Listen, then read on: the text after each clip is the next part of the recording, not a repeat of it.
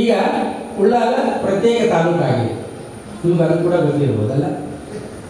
ಪ್ರತ್ಯೇಕ ತಾಲೂಕಾದ ಕೂಡಲೇ ಆ ಉಳ್ಳಾಲ ತಾಲೂಕಿಗೆ ಸಂಬಂಧಪಟ್ಟ ಹಾಗೆ ಆ ಕನ್ನಡ ಸಾಹಿತ್ಯ ಪರಿಷತ್ತಿನ ಒಂದು ಘಟಕವು ಕೂಡ ಆಗಿದೆ. ಇದರ ಮೊದಲ ಅಧ್ಯಕ್ಷರಾಗಿ ಡಾಕ್ಟರ್ ಧನಂಜಯ ಕುಂಬ್ಳೆ ಆಗಿದ್ದಾರೆ, ಅವರು ಬಂದಿದ್ದಾರೆ. ಈ ಒಂದು ಕಾರ್ಯಕ್ರಮವನ್ನು ಗ್ರಾಮಾಂತರದಲ್ಲಿ ಹಮ್ಮಿಕೊಳ್ಳಬೇಕೆಂಬ ದೃಷ್ಟಿಯಲ್ಲಿ ಎಲ್ಲ ಇದಕ್ಕೆ ಸಂಬಂಧಪಟ್ಟಂಥ ಪದಾಧಿಕಾರಿಗಳು ಇಡೀ ಉಳ್ಳಾಲ ತಾಲೂಕಿನ ವ್ಯಾಪ್ತಿಯೊಳಗೆ ಅಲ್ಲಲ್ಲಿ ಸಾಹಿತ್ಯಿಕ ಚಟುವಟಿಕೆ, ಎಲ್ಲದರಲ್ಲೂ ಕೂಡ ಸಾಹಿತ್ಯ ಬೇಕು, ಸಂಗೀತದಲ್ಲಿಯೂ ಸಾಹಿತ್ಯ ಅಗತ್ಯ ಇದೆ, ನೃತ್ಯಕ್ಕೂ ಸಾಹಿತ್ಯ ಬೇಕು, ಭಜನೆಗೆ ಸಾಹಿತ್ಯ ಬೇಕು, ಇನ್ನುಳಿದಂಥ ಮಾತುಕತೆಗೆ ಭಾಷೆ, ಈ ಥರ ಎಲ್ಲ ಒಂದು ನಮ್ಮ ವಿಚಾರ ಅನುಭವಗಳಿಗೆ ಸಾಹಿತ್ಯ ಬಹಳ ಮುಖ್ಯ ಕೆಲಸ ಮಾಡ್ತದೆ. ಹಾಗಾಗಿ ಇಂತಹ ಸಾಹಿತ್ಯ ವಿಕಸನ ವಿದ್ಯಾರ್ಥಿಗಳಲ್ಲಿ ಆಗಬೇಕೆಂಬ ನೆಲೆಯಲ್ಲಿ ನಾವೀಗ ಬಂದದ್ದು ಪರಿಜ್ಞಾನ ಪದವಿ ಪೂರ್ವ ಕಾಲೇಜು. ಇವತ್ತಿನ ಈ ಕಾರ್ಯಕ್ರಮ ಕನ್ನಡ ಕಲರವ ಸಾಹಿತ್ಯ ವಿಕಸನ ಮತ್ತು ಸ್ವಾತಂತ್ರ್ಯದ ಅಮೃತ ಮಹೋತ್ಸವ ಸಂಭ್ರಮ.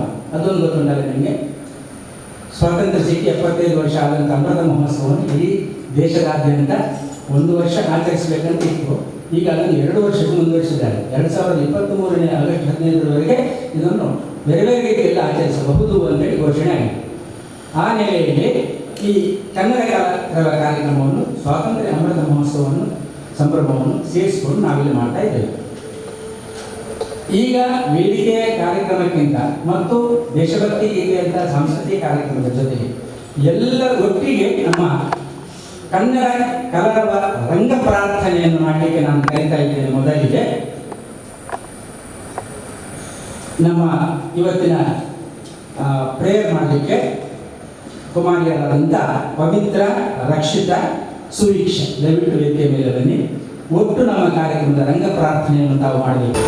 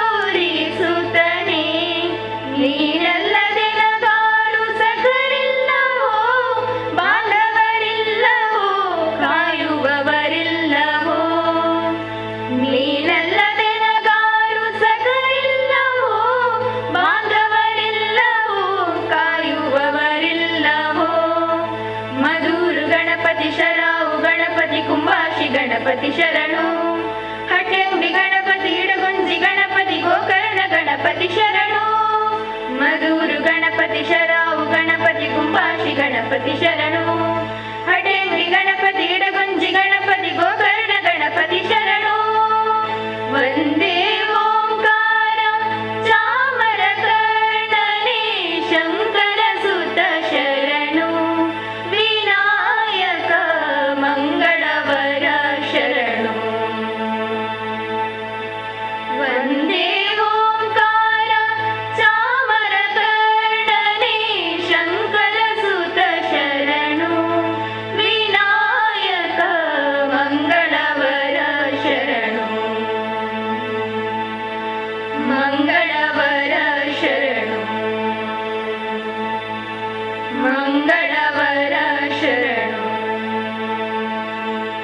ಈ ಕುರಿತು ಒಟ್ಟು ನಮ್ಮ ಕನ್ನಡ ಕಲರವ ಕಾರ್ಯಕ್ರಮದ ರಂಗ ಪ್ರಾರ್ಥನೆಯನ್ನು ಮಾಡಿದಂಥ ಕುಮಾರಿಯರಾದಂಥ ಪವಿತ್ರ, ರಕ್ಷಿತಾ, ಸುವೀಕ್ಷಾ ಇವರು ಪರಿಜ್ಞಾನ ಪದವಿ ಪೂರ್ವ ಕಾಲೇಜಿನ ವಿದ್ಯಾರ್ಥಿನಿಯರು. ಅವರಿಗೆ ಅಭಿವಂದನೆಗಳನ್ನು ಸಲ್ಲಿಸುತ್ತಾ ಇದೀಗ ನಮ್ಮ ವೇದಿಕೆಯ ಕಾರ್ಯಕ್ರಮ ಆರಂಭ ಆಗ್ತದೆ.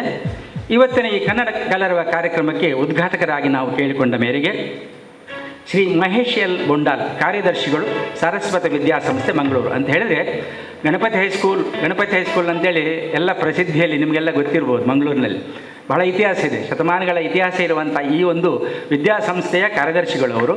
ಈ ಆನಂದಾಶ್ರಮ ಶಾಲೆ ಇರ್ಬೋದು, ಮತ್ತು ಇಲ್ಲಿನ ಪರಿಜ್ಞಾನ ಕಾಲೇಜ್ ಇರ್ಬೋದು, ಇದು ಕೂಡ ಆ ಒಂದು ವಿದ್ಯಾಸಂಸ್ಥೆಗೆ ಸಂಬಂಧಪಟ್ಟಂತೆ ಇರತಕ್ಕಂಥ ಶಾಲೆ. ಆದ್ದರಿಂದ ನಾವು ಕೇಳಿದ ಮೇರೆಗೆ ಸಂತೋಷದಿಂದ ಒಪ್ಪಿಕೊಂಡಿದ್ದಾರೆ. ಈ ಒಂದು ಕಾರ್ಯಕ್ರಮಕ್ಕೂ ಅವಕಾಶ ಕಲ್ಪಿಸಿಕೊಟ್ಟಿದ್ದಾರೆ. ಅದರ ಜೊತೆಗೆ ನಾನು ಉದ್ಘಾಟನೆಗೆ ಬರ್ತೇನೆ ಅಂತೇಳಿ ಹೇಳಿದ್ದಾರೆ. ಶ್ರೀಯುತ ಮಹೇಶ್ ಎಲ್ ಬೊಂಡಾಲ್ ಅವರನ್ನು ನಾನು ವೇದಿಕೆಗೆ ಬರಮಾಡಿಕೊಳ್ತೇನೆ. ಸಭೆಯ ಅಧ್ಯಕ್ಷತೆಯನ್ನು ವಹಿಸಿಕೊಳ್ಳಬೇಕು ಅಂಥೇಳಿ ಡಾಕ್ಟರ್ ಧನಂಜಯ ಕುಂಬ್ಳೆ ಇವರು ನಮ್ಮ ಮ್ಯಾಂಗ್ಳೂರು ಯೂನಿವರ್ಸಿಟಿ ಅಂದರೆ ಮಂಗಳೂರು ವಿಶ್ವವಿದ್ಯಾನಿಲಯದ ಅಲ್ಲಿ ಕನ್ನಡ ವಿಭಾಗದ ಒಂದು ಪ್ರಮುಖರಾಗಿದ್ದಾರೆ. ಅದರ ಜೊತೆಗೆ ವಿಶೇಷವಾದಂಥ ಸಾಹಿತ್ಯ ಚಟುವಟಿಕೆಯಲ್ಲಿರ್ತಕ್ಕಂಥವರು ಈ ಒಂದು ನಮ್ಮ ಉಳ್ಳಾಲ ತಾಲೂಕು ಘಟಕ ಕನ್ನಡ ಸಾಹಿತ್ಯ ಪರಿಷತ್ತಿನ ಅಧ್ಯಕ್ಷರಾಗಿದ್ದಾರೆ. ಡಾಕ್ಟರ್ ಧನಂಜಯ ಕುಂಬ್ಳೆ ಅವರನ್ನು ಕೂಡ ವೇದಿಕೆಗೆ ಬರಮಾಡಿಕೊಳ್ತಾ ಇದ್ದೇನೆ. ಹಾಗೆ ಇವತ್ತಿನ ಉಪನ್ಯಾಸವನ್ನು ಗೈಲಿಕ್ಕಿರುವಂಥ ಒಂದು ರೀತಿಯಲ್ಲಿ ಬಹಳ ಇಲ್ಲಿ ಹತ್ತಿರದವರು, ನಮ್ಮ ನೆರೆಕರೆಯವರು ಅಂತ ಹೇಳ್ಬೋದು, ಪ್ರಸಿದ್ಧ ವಿದ್ವಾಂಸರಾಗಿರ್ತಕ್ಕಂಥ ಡಾಕ್ಟರ್ ಅಮೃತ್ ಸೋಮೇಶ್ವರ್ ಅವರ ಸುಪುತ್ರ ಡಾಕ್ಟರ್ ಚೇತನ್ ಸೋಮೇಶ್ವರ್ ಅವರು ಬಂದಿದ್ದಾರೆ. ಸಹ ಪ್ರಾಧ್ಯಾಪಕರು, ಸರ್ಕಾರಿ ಪ್ರಥಮ ದರ್ಜೆ ಕಾಲೇಜ್ ಬೆಳ್ತಂಗಡಿ. ಹಾಗೆ ಅವರನ್ನು ಕೂಡ ನಾನು ವೇದಿಕೆಗೆ ಬರಮಾಡಿಕೊಳ್ತಾ ಇದ್ದೇನೆ. ಮತ್ತು ಅಬ್ಬಕ್ಕ ಸಮಿತಿ, JC ಸಮಿತಿ, ಇನ್ನುಳಿದಂಥ ಹಲವಾರು ಸಮಿತಿಯಲ್ಲಿರ್ತಕ್ಕಂಥ ಇನ್ನೋರ್ವರು ನಮ್ಮ ಆನಂದ ಅಸೈಗೋಲಿಯವರು, ಅವರು ಕೂಡ ನಿವೃತ್ತ ಅಧ್ಯಾಪಕರು ಮದನಿ ಸ್ಕೂಲ್ನಲ್ಲಿ, ಕಾಲೇಜಿನಲ್ಲಿ, ಅವರು ಕೂಡ ಬರಬೇಕಂತ ಕೇಳ್ಕೊಳ್ತಾ ಇದ್ದೇನೆ. ಅದೇ ರೀತಿ ನಮ್ಮ ಈ ಒಂದು ಕಾರ್ಯಕ್ರಮಕ್ಕೆ ಇವತ್ತು ಗೌರವಪೂರ್ಣವಾಗಿ ಉಪಸ್ಥಿತರಿರಬೇಕು ಅಂತೇಳಿ ಎಲ್ಲ ಸಹಕಾರದೊಂದಿಗೆ ಇವತ್ತು ನಾನು ಬರಮಾಡಿಕೊಳ್ತಾ ಇದ್ದೇನೆ. ಪರಿಜ್ಞಾನ ಪದವಿ ಪೂರ್ವ ಕಾಲೇಜಿನ ಪ್ರಾಂಶುಪಾಲರಾಗಿರ್ತಕ್ಕಂಥ ಶ್ರೀ ವಿಕ್ರಮ್ ಅವರು ಕೂಡ ವೇದಿಕೆಯ ಬರಮಾಡಿಕೊಳ್ತಾ ಇದ್ದಾರೆ. ಹಾಗೆ ಇನ್ನೋರ್ವರು ಮುಖ್ಯ ಅತಿಥಿ ಶ್ರೀ ಮತ್ತಾಡಿ, ಮುಖ್ಯಾಧಿಕಾರಿಗಳು ಪುರಸಭೆ ಸೋಮೇಶ್ವರ ಬರಲಿಕ್ಕಿದ್ದಾರೆ. ಬಂದ ತಕ್ಷಣ ಅವರು ವೇದಿಕೆಗೆ ನಮ್ಮೊಂದಿಗೆ ಸೇರಿಕೊಳ್ಳಲಿಕ್ಕಿದ್ದಾರೆ. ಹಾಗೆ ನಮ್ಮೊಂದಿಗೆ ರವೀಂದ್ರ ರೈ ಕಲ್ಲಿಮಾರು ಅವರು ಪ್ರಧಾನ ಕಾರ್ಯದರ್ಶಿಗಳು ನಮ್ಮ ಈ ಬನ್ನಿ ಸರ್, ಬನ್ನಿ, ಬಂದರು ನೋಡಿ, ನಾನು ಹೇಳುವಾಗೆ ಬಂದರು. ಈ ಒಂದು ಸೋಮೇಶ್ವರ ಪುರಸಭೆಯ ಈ ಶಾಲೆ ಪುರಸಭೆಯ ಒಳಗಿದೆ. ಆ ಕಾರಣಕ್ಕೆ ಅವರಿಗೂ ಕೂಡ ಜವಾಬ್ದಾರಿ ಇದೆ. ಹಾಗಾಗಿ ಶ್ರೀಯುತ ಮತ್ತಾಡಿಯವರು, ಕುಂದಾಪುರ ಕಡೆಯವರು ಮುಖ್ಯಾಧಿಕಾರಿಗಳಾಗಿ ಈ ಪುರಸಭೆಯಲ್ಲಿ ಬಹಳ ಉತ್ತಮ ರೀತಿಯ ಚಟುವಟಿಕೆಯನ್ನು ಮಾಡ್ತಾ ಇದ್ದಾರೆ, ಆಡಳಿತವನ್ನು ನೋಡ್ತಾ ಇದ್ದಾರೆ. ಅವರನ್ನು ಕೂಡ ವೇದಿಕೆಗೆ ನಾನು ಬರಮಾಡಿಕೊಂಡಿದ್ದೇನೆ. ರವೀಂದ್ರ ರೈ ಕಲ್ಲಿಮಾರಿಗಲ್ಲಿ ಹೇಳಿದ ಹಾಗೆ ಗುರುವಂದನೆಯನ್ನು ಭಗತ್ ಸಿಂಗ್ ಸಂಸ್ಥೆಯ ಮೂಲಕ ನಿನ್ನೆ ತಾನೇ ಪಡೆದವರು ರಾಮಕೃಷ್ಣ ಪ್ರೌಢಶಾಲೆಯ ನಿವೃತ್ತ ಮುಖ್ಯೋಪಾಧ್ಯಾಯರು, ನಮ್ಮ ಪ್ರಧಾನ ಕಾರ್ಯದರ್ಶಿಗಳು. ಅವರಿಗೆ ಈ ಸಂದರ್ಭದಲ್ಲಿ ಅಭಿವಂದನೆಗಳನ್ನು ಸಲ್ಲಿಸ್ತಾ, ಮತ್ತು ನಿಮ್ಮ ಜೊತೆಗೆ ನಾನು ಈ ಪುರಸಭೆ ಅಂತ ಹೇಳಿದರೆ ಈ ಪುರಸಭೆ ವಿಭಾಗ ಈ ವಲಯದಲ್ಲಿ, ಸೋಮೇಶ್ವರ ವಲಯದಲ್ಲಿ ನಮ್ಮ ಧನಂಜಯ ಕುಂಬ್ಳೆಯವರು, ನಮ್ಮ ತಾಲೂಕಿನ ಈ ಒಂದು ಘಟಕದ ಅಧ್ಯಕ್ಷರು, ನನ್ನನ್ನು ಸಂಚಾಲಕನನ್ನು ಮಾಡಿದ್ದಾರೆ. ನಾನು ತೋನ್ಸೆ ಪುಷ್ಕಳ ಕುಮಾರ್ ಅಂತ, ಕೆಲವರಿಗಾದರೂ ಪರಿಚಯ ಇರಬಹುದು. ಹಾಗೆ ನಾನು ನಿಮ್ಮೊಂದಿಗೆ ಇದ್ದೇನೆ. ಮತ್ತು ನಮ್ಮ ಎಲ್ಲ ಇಲ್ಲಿನ ಕಾಲೇಜಿನ ಅಧ್ಯಾಪಕರು ಮತ್ತು ಎಲ್ಲ ಬೇರೆ ಬೇರೆ ರೀತಿಯಲ್ಲಿ ನಮಗೆ ಸಹಕಾರ ಮಾಡಿದಂಥವರೆಲ್ಲರೂ ಕೂಡ ಇದ್ದಾರೆ. ಅವರೆಲ್ಲರನ್ನೂ ಕೂಡ ಈ ಸಂದರ್ಭದಲ್ಲಿ ನಾನು ಸ್ವಾಗತಿಸ್ತಾ ಇದ್ದೇನೆ. ಜೊತೆಗೆ ಇನ್ನೂ ಕೂಡ ನಮ್ಮ ಇಲ್ಲಿ ಎಡ್ವರ್ಡ್ ಲೋಬೋ ಅಂತ ಕಾರ್ಯದರ್ಶಿಗೆ ಇನ್ನೂರು ಬರ್ಬೋದು. ಹಾಗೆ ಕೋಶಾಧಿಕಾರಿಗಳು ಲಯನ್ ಚಂದ್ರರಾಜ್ ಶೆಟ್ಟಿ, ಇವರು ಕೂಡ ಬರುವ ನಿರೀಕ್ಷೆಯಲ್ಲಿ ನಾವೆಲ್ಲ ಇದ್ದೇವೆ.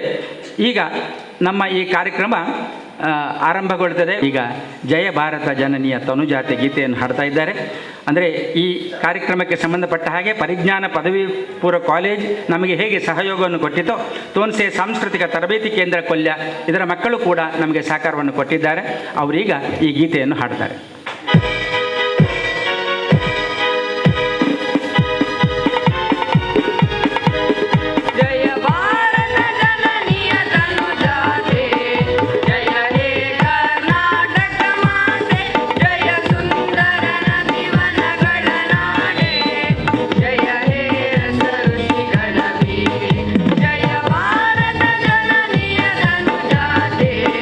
ಜಯ ಹೇ ಕರ್ನಾಟಕ ಮಾತೆ.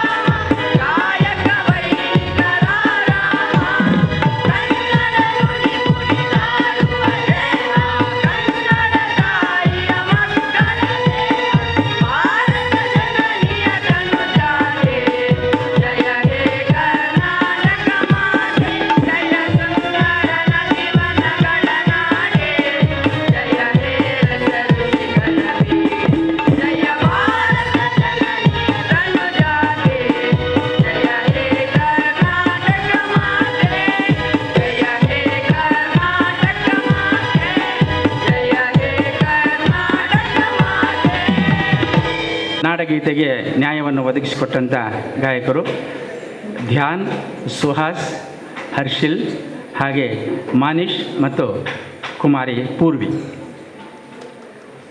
ಅವರಿಗೆ ಅಭಿವಂದನೆಗಳನ್ನು ಸಲ್ಲಿಸ್ತಾ ಇದ್ದೇವೆ. ಹಾಗೆ ಇದಕ್ಕೆ ಗೌರವವನ್ನು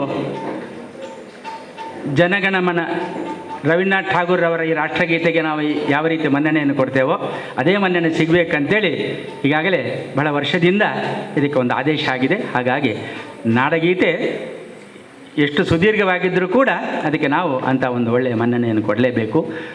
ಉತ್ತಮ ಶಿಸ್ತಿನಿಂದ ಈ ಗೌರವವನ್ನು ನೀಡಿದಂಥ ಎಲ್ಲ ವಿದ್ಯಾರ್ಥಿ ವೃಂದಕ್ಕೆ ಹೃತ್ಪೂರ್ವಕವಾದಂಥ ನಮನಗಳನ್ನು ಸಲ್ಲಿಸಿ ಇದೀಗ ವೇದಿಕೆಯಲ್ಲಿರುವ ಗಣ್ಯರನ್ನು ಕಿರು ಪರಿಚಯದೊಂದಿಗೆ ಸ್ವಾಗತಿಸುವಂಥ ಕಾರ್ಯಕ್ರಮ ಇದನ್ನು ಮಾಡಲಿಕ್ಕಿದ್ದಾರೆ ನಮ್ಮ ಪ್ರಧಾನ ಕಾರ್ಯದರ್ಶಿಗಳು ರವೀಂದ್ರ ರೈ ಕಲ್ಲಿಮಾರು.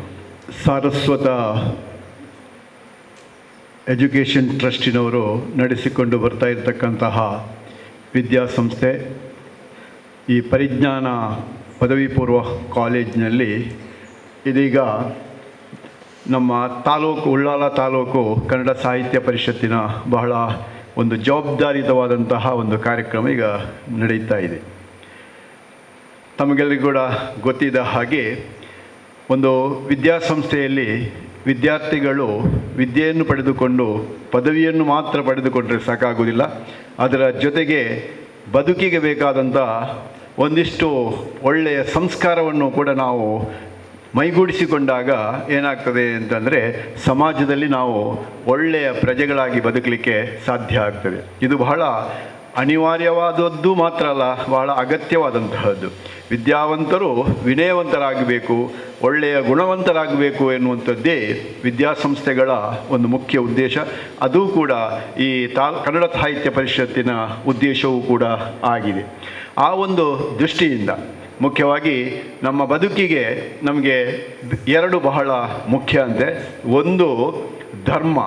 ನಾವು ಧರ್ಮ ಮಾರ್ಗದಿಂದ ನಡೆದಾಗ ನಾವು ನಮ್ಮ ಬದುಕಿಗೆ ನ್ಯಾಯವನ್ನು ಒದಗಿಸಿಕೊಟ್ಟಾಗ ಆಗ್ತದೆ, ಅದು ಬಹಳ ಮುಖ್ಯ. ಅದರ ಜೊತೆಗೆ ನಾವು ಬದುಕುವಾಗ ಒಂದಿಷ್ಟು ವ್ಯವಹಾರವನ್ನು ಮಾಡಬೇಕಾಗಿದ್ದರೆ ಅದಕ್ಕೆ ಭಾಷೆ ಬೇಕು. ಭಾಷೆ ಇಲ್ಲದಿದ್ದರೆ ಯಾವುದೇ ರೀತಿಯಾದಂತಹ ವ್ಯವಹಾರವನ್ನು ಮಾಡಲಿಕ್ಕೆ ಸಾಧ್ಯ ಆಗುವುದಿಲ್ಲ.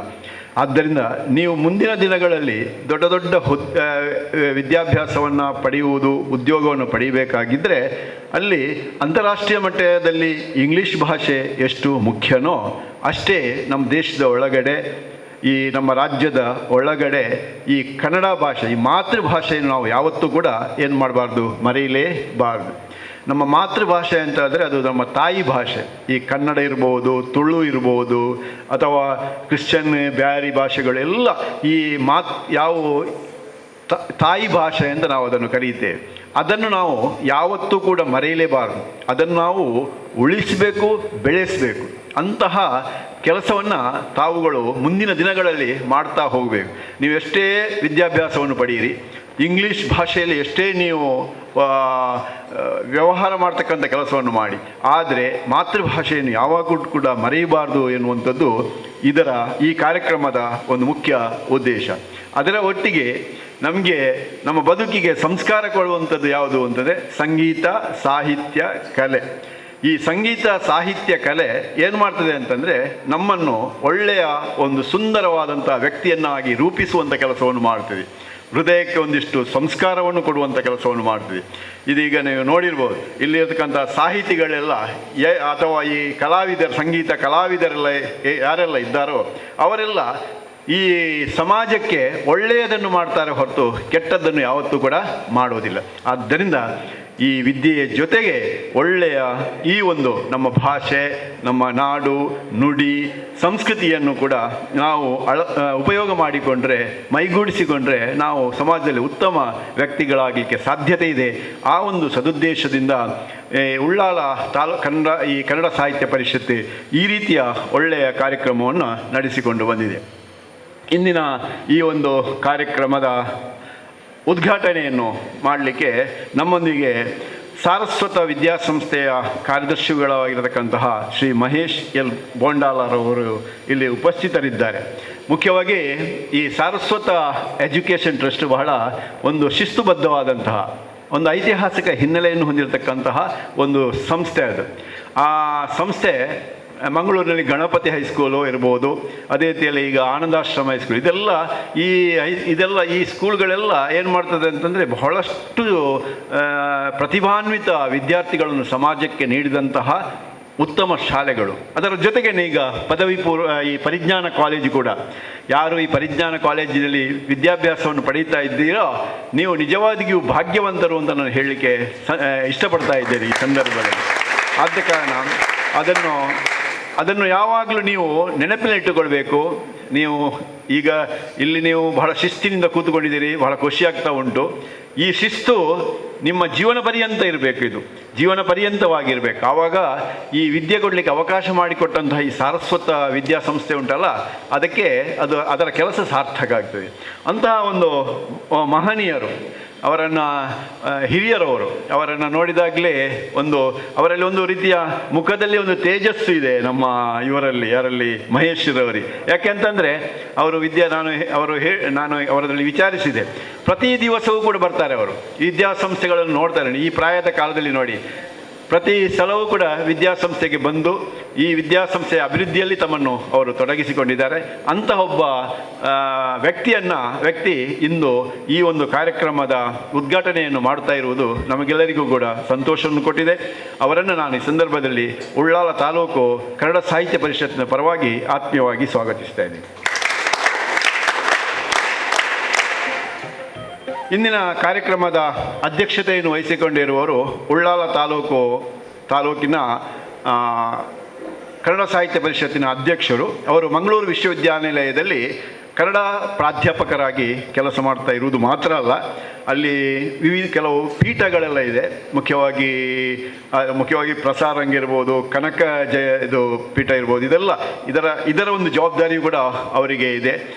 ಮಂಗಳೂರು ವಿಶ್ವವಿದ್ಯಾಲಯದಲ್ಲಿ ಒಳ್ಳೆಯ ಪ್ರಾಧ್ಯಾಪಕರಾಗಿ ಅವರು ಹೆಸರು ಪಡೆದುಕೊಂಡವರು, ಒಳ್ಳೆಯ ಮಾತುಗಾರರು, ಒಳ್ಳೆಯ ಕಾರ್ಯಕ್ರಮ ನಿರ್ವಾಹಕರು, ಒಳ್ಳೆಯ ಪ್ರಾಧ್ಯಾಪಕರಾಗಿ ಇದೀಗ ಉಳ್ಳಾಲ ತಾಲೂಕಿನ ಕನ್ನಡ ಸಾಹಿತ್ಯ ಪರಿಷತ್ತಿನ ಈ ಒಂದು ಘಟಕವನ್ನು ಬಹಳ ಒಳ್ಳೆಯ ರೀತಿಯಲ್ಲಿ ನಡೆಸಿಕೊಂಡು ಬರ್ತಾ ಇದ್ದಾರೆ. ಮಾತ್ರ ಅಲ್ಲದೆ ಈಗ ದಕ್ಷಿಣ ಕನ್ನಡ ಈ ಉಳ್ಳಾಲ ತಾಲೂಕು ಅಂತಂದರೆ ಅದೊಂದು 19 ಗ್ರಾಮಗಳನ್ನು ಹೊಂದಿದೆ. ಆ ಗ್ರಾಮಗಳಲ್ಲಿ ಪ್ರತಿಯೊಂದು ಗ್ರಾಮದಲ್ಲಿ ಕೂಡ ಈ ರೀತಿಯ ಕಾರ್ಯಕ್ರಮ ಆಗ್ತಾ ಇದೆ. ಈಗ ಈ ಸೋಮೇಶ್ವರ ಗ್ರಾಮದಲ್ಲಿ ನಡೆದ ಹಾಗೆ ಎಲ್ಲ ಗ್ರಾಮಗಳಲ್ಲಿ ಕೂಡ ಇಂಥ ಕಾರ್ಯಕ್ರಮಗಳು ನಡೀತಾ ಇದೆ. ಇದು ಗ್ರಾಮೀಣ ಮಟ್ಟಕ್ಕೆ ಈ ರೀತಿಯಲ್ಲಿ ಬರಬೇಕಾಗಿದ್ದರೆ ಅದಕ್ಕೆ ಕಾರಣಕರ್ತರಾದವರು ಧನಂಜಯ ಕುಂಬ್ಳೆಯವರು. ಅವರು ಕನ್ನಡ ಸಾಹಿತ್ಯ ಪರಿಷತ್ತಿನ ಈ ಒಂದು ಎಲ್ಲ ಚಟುವಟಿಕೆಗಳು ಎಲ್ಲ ಗ್ರಾಮದಲ್ಲಿ ಕೂಡ ನಡೆಯುವಂಥ ಒಂದು ವ್ಯವಸ್ಥೆಯನ್ನು ಅವರು ಮಾಡಿದ್ದಾರೆ. ಈಗ ನಮ್ಮ ದಕ್ಷಿಣ ಕನ್ನಡ ಜಿಲ್ಲಾ ಕನ್ನಡ ಸಾಹಿತ್ಯ ಪರಿಷತ್ತು ಕೂಡ ಅವರನ್ನು ಪ್ರಶಂಸಿಸಿದೆ, ಅವರನ್ನು ಮೆಚ್ಚಿಕೊಂಡಿದೆ. ಅವರ ಕಾರ್ಯಕ್ರಮಗಳು, ಈ ಉಳ್ಳಾಲ ಘಟಕದ ಕಾರ್ಯಕ್ರಮವನ್ನು ಎಲ್ಲ ಕಡೆಯಲ್ಲಿಯೂ ಕೂಡ ಅದನ್ನು ಪ್ರಶಂಸಿಸ್ತಾ ಇದ್ದಾರೆ. ಅಂತಹ ಒಂದು ಒಳ್ಳೆಯ ಕೆಲಸವನ್ನು ಮಾಡಲಿಕ್ಕೆ ಕಾರಣಕರ್ತರಾದಂತಹ ಡಾಕ್ಟರ್ ಧನಂಜಯ ಕುಂಬ್ಳೆಯವರನ್ನು ನಾನು ಸಾಹಿತ್ಯ ಪರಿಷತ್ತಿನ ಪರವಾಗಿ ಆತ್ಮೀಯವಾಗಿ ಸ್ವಾಗತಿಸ್ತಾ ಇದ್ದೇನೆ. ಮುಖ್ಯ ಅತಿಥಿ ಮಾತ್ರ ಅಲ್ಲ, ಇಂದಿನ ಉಪನ್ಯಾಸಕರು ಅವರು ನಮ್ಮ ಚೇತನ್ ಸೋಮೇಶ್ವರ್ ಅಂದರೆ ಮೊದಲು ಅವರನ್ನು ಪರಿಚಯಿಸಬೇಕು ಹೇಗೆ ಅಂದರೆ, ಈ ಕಲಾ ಜಗತ್ತಿಗೆ ಸಾಹಿತ್ಯ ಜಗತ್ತಿಗೆ ಬಹುದೊಡ್ಡ ಕೊಡುಗೆಯನ್ನು ನೀಡಿದವರು ಅಮೃತ ಸೋಮೇಶ್ವರರು. ಈ ಭಾಗದಲ್ಲಿ ಈ ಸೋಮೇಶ್ವರಕ್ಕೆ ಒಂದು ಒಳ್ಳೆಯ ಹೆಸರು ತಂದುಕೊಟ್ಟಂತಹ ಒಂದು ಪ್ರತಿಭಾನ್ವಿತ ಸಾಹಿತಿ ಎಂದರೆ ಅಮೃತ ಸೋಮೇಶ್ವರರು. ಅವರ ಹಿರಿಯ ಮಗ ಯಾರು ಡಾಕ್ಟರ್ ಚೇತನ್ ಸೋಮೇಶ್ವರ್ ಅಂತ, ಅವರು ಕೂಡ ಇಲ್ಲಿಯೇ ಕಲಿತವರು. ನಿಮ್ಮ ಈ ಸಾರಸ್ವತ ವಿದ್ಯಾಸಂಸ್ಥೆಯಲ್ಲಿ ನಡೆಸುತ್ತಾ ಇರುವಂಥ ಆನಂದಾಶ್ರಮದಲ್ಲಿ ಕಲಿತವರು. ಅಮೃತ ಸೋಮೇಶ್ವರರು ಕೂಡ ಅಲ್ಲಿಯೇ ಕಲಿತವರು. ಅವರ ಇಡೀ ಕುಟುಂಬವೇ ಇಲ್ಲಿ ಕಲಿತಂಥದ್ದು. ಮುಖ್ಯವಾಗಿ ಅವರ ಹಿರಿಯ ಮಗ ಯಾರು ಡಾಕ್ಟರ್ ಚೇತನ್ ಸೋಮೇಶ್ವರ್ ಅವರು ಇದೀಗ ಸರ್ಕಾರಿ ಪ್ರಥಮ ದರ್ಜೆ ಕಾಲೇಜು ಬೆಳ್ತಂಗಡಿಯಲ್ಲಿ ಪ್ರಾಧ್ಯಾಪಕರಾಗಿದ್ದಾರೆ. ಒಳ್ಳೆಯ ಚಿಂತಕರು, ಒಳ್ಳೆಯ ವಿಮರ್ಶಕರು, ಲೇಖಕರು ಮಾತ್ರ ಅಲ್ಲದೆ ಇಂತಹ ಎಲ್ಲ ಒಳ್ಳೆಯ ಕವಿಗಳು ಕೂಡ ಬರಹಗಾರರು, ಇಂಥ ಒಳ್ಳೆ ಕಾರ್ಯಕ್ರಮಗಳಲ್ಲಿ, ದೊಡ್ಡ ಕಾರ್ಯಕ್ರಮಗಳಲ್ಲಿ ಉಪನ್ಯಾಸವನ್ನು ನೀಡ್ತಾ ಬಂದಂಥ ಒಬ್ಬ ಪ್ರತಿಭಾನ್ವಿತ ಪ್ರಾಧ್ಯಾಪಕರು ಡಾಕ್ಟರ್ ಚೇತನ್ ಸೋಮೇಶ್ವರರು. ಅವರನ್ನು ನಾನು ಈ ಸಂದರ್ಭದಲ್ಲಿ ಉಳ್ಳಾಲ ತಾಲೂಕು ಕನ್ನಡ ಸಾಹಿತ್ಯ ಪರಿಷತ್ ಪರವಾಗಿ ಆತ್ಮೀಯವಾಗಿ ಸ್ವಾಗತಿಸ್ತಾ ಇದ್ದೀನಿ. ವೇದಿಕೆ ಮೇಲೆ ಇರತಕ್ಕಂತಹ ಮತ್ತೋರ್ವ ಮುಖ್ಯ ಅತಿಥಿ ಶ್ರೀ ಮತ್ತಾಡಿಯವರು, ಮುಖ್ಯ ಅಧಿಕಾರಿಗಳು, ಪುರಸಭೆ ಸೋಮೇಶ್ವರ ಪುರಸಭೆಯ ಮುಖ್ಯಾಧಿಕಾರಿ ಅವರು. ಅವರಿಗೆ ಈ ನಮ್ಮ ನಾಡು, ನುಡಿ, ಸಂಸ್ಕೃತಿಯ ಬಗ್ಗೆ ತುಂಬ ಅಭಿಮಾನ. ಒಂದು ಮಂಕುತಿಮ್ಮನ ಕಗ್ಗದಲ್ಲಿ ಒಂದು ವಿಚಾರ ಬರ್ತದೆ, ಏನು ಅಂದರೆ, ಗರ್ವ ಪಡದ ಉಪಕಾರಿ, ದರ್ಪ ಬಿಟ್ಟ ಅಧಿಕಾರಿ, ನಿರ್ವಿಕಾರದಿ ನಯನದಿಂ ನೋಡ್ಪ ಉದಾರಿ, ಗುರುವವರೆಗೂ ಗುರುವವನು ಮಂಕುತಿಮ್ಮ ಅಂತ. ಅಂದರೆ ಅವರು ಆ ರೀತಿ ಇರುವಂಥ ಅಧಿಕಾರಿ ಯಾವಾಗಲೂ ಇಡೀ ಊರಿಗೆ ಗುರು ಅಂತೆ. ಆದ ಕಾರಣ ಸೋಮೇಶ್ವರಕ್ಕೆ ಅವರು ಒಂದು ಗುರು ಅಂತ ಹೇಳಿದರೆ ಖಂಡಿತ ತಪ್ಪಾಗಲಿಕ್ಕಿಲ್ಲ. ಅವರು ಈ ಸಂದರ್ಭದಲ್ಲಿ ನಮ್ಮೊಂದಿಗೆ ಉಪಸ್ಥಿತರಿದ್ದಾರೆ. ಅವರನ್ನು ನಾನು ಕನ್ನಡ ಸಾಹಿತ್ಯ ಪರಿಷತ್ತಿನ ಪರವಾಗಿ ಆತ್ಮೀಯವಾಗಿ ಸ್ವಾಗತಿಸ್ತಾ ಇದ್ದೇನೆ. ನಮ್ಮ ಕಾಲೇಜಿನ ಪ್ರಾಂಶುಪಾಲರು ಶ್ರೀ ವಿಕ್ರಮ್ರವರು ಇಲ್ಲಿದ್ದಾರೆ. ನಾವು ಅವರನ್ನು ಪ್ರಥಮವಾಗಿ ಭೇಟಿಯಾದಾಗಲೇ ಇದಕ್ಕೆ ತುಂಬ ಪ್ರೋತ್ಸಾಹವನ್ನು ಕೊಟ್ಟವರು. ಅವರು ಈ ಸಂಸ್ಥೆಯನ್ನು ಒಳ್ಳೆಯ ರೀತಿಯಲ್ಲಿ ನಡೆಸ್ತಾ ಇದ್ದಾರೆ ಎನ್ನುವುದನ್ನು ನಾವು ಈಗ ನಿಮ್ಮನ್ನು ನೋಡುವಾಗಲೇ ನಮಗೆ ಕಾಣುತ್ತಾ ಉಂಟು. ಯಾಕೆ ಅಂತಂದರೆ ನಾವು ಕೂಡ ಒಂದು ವಿದ್ಯಾಸಂಸ್ಥೆಯಲ್ಲಿ ಮುಖ್ಯಸ್ಥರಾಗಿದ್ದವರು. ಎಲ್ಲಿ ತಲೆ ಸರಿ ಇಲ್ವೋ ಅಲ್ಲಿ ಸಂಸ್ಥೆ ಸರಿಯಾಗಿ ಕೆಲಸ ಮಾಡಲಿಕ್ಕೆ ಸಾಧ್ಯ ಇಲ್ಲ. ಆದ ಕಾರಣ ತಲೆ ಬೇಕು. ತಲೆ ಸರಿ ಇಲ್ಲದಿದ್ದರೆ ವ್ಯಕ್ತಿಗೂ ಸರಿ ಕೆಲಸ ಮಾಡಲಿಕ್ಕೆ ಆಗೋದಿಲ್ಲ, ಸಂಸ್ಥೆಗೂ ಸರಿಯಾಗಿ ಕೆಲಸ ಮಾಡಲಿಕ್ಕೆ ಆಗೋದಿಲ್ಲ. ಆದ ಕಾರಣ ಇಲ್ಲಿ ಇದಕ್ಕೆ ಒಂದು ನೇತೃತ್ವವನ್ನು ನೀಡಿದಂಥವರು ಶ್ರೀ ವಿಕ್ರಮ್ರವರು. ಈ ಪರಿಜ್ಞಾನ ಕಾಲೇಜಿನ ಈ ಒಂದು ಶಿಸ್ತಿಗೆ, ಇಲ್ಲಿ ನಡೀತಕ್ಕಂಥ ಕೆಲಸ ಕಾರ್ಯಗಳಿಗೆ, ಇಲ್ಲಿರ್ತಕ್ಕಂಥ ಎಲ್ಲ ವಿದ್ಯಾ ಚಟುವಟಿಕೆಗಳಿಗೆ ಒಳ್ಳೆಯ ನೇತೃತ್ವವನ್ನು ನೀಡ್ತಾ ಬರ್ತಾ ಇರೋರು ವಿಕ್ರಮ್ರವರು. ಅವರು ಕೂಡ ನಮ್ಮೊಂದಿಗೆ ಇಲ್ಲಿ ಉಪಸ್ಥಿತರಿದ್ದಾರೆ, ನಮ್ಮೊಂದಿಗೆ ಸಹಕರಿಸ್ತಾ ಇದ್ದಾರೆ. ಅವರನ್ನು ಕನ್ನಡ ಸಾಹಿತ್ಯ ಪರಿಷತ್ನ ಪರವಾಗಿ ಆತ್ಮೀಯವಾಗಿ ಸ್ವಾಗತಿಸ್ತಾ ಇದ್ದೇನೆ. ನಮ್ಮ ಉಳ್ಳಾಲ ಕನ್ನಡ ಸಾಹಿತ್ಯ ಪರಿಷತ್ತಿನಲ್ಲಿ ಓರ್ವ ಹಿರಿಯ ಸದಸ್ಯರು ಆನಂದ ಅಸೇಗೋಳಿಯಿಂದ, ಅವರು ಮದನಿ ಕಾಲೇಜಿನಲ್ಲಿ ಮುಖ್ಯೋಪಾಧ್ಯಾಯರಾಗಿ ನಿವೃತ್ತರಾದವರು.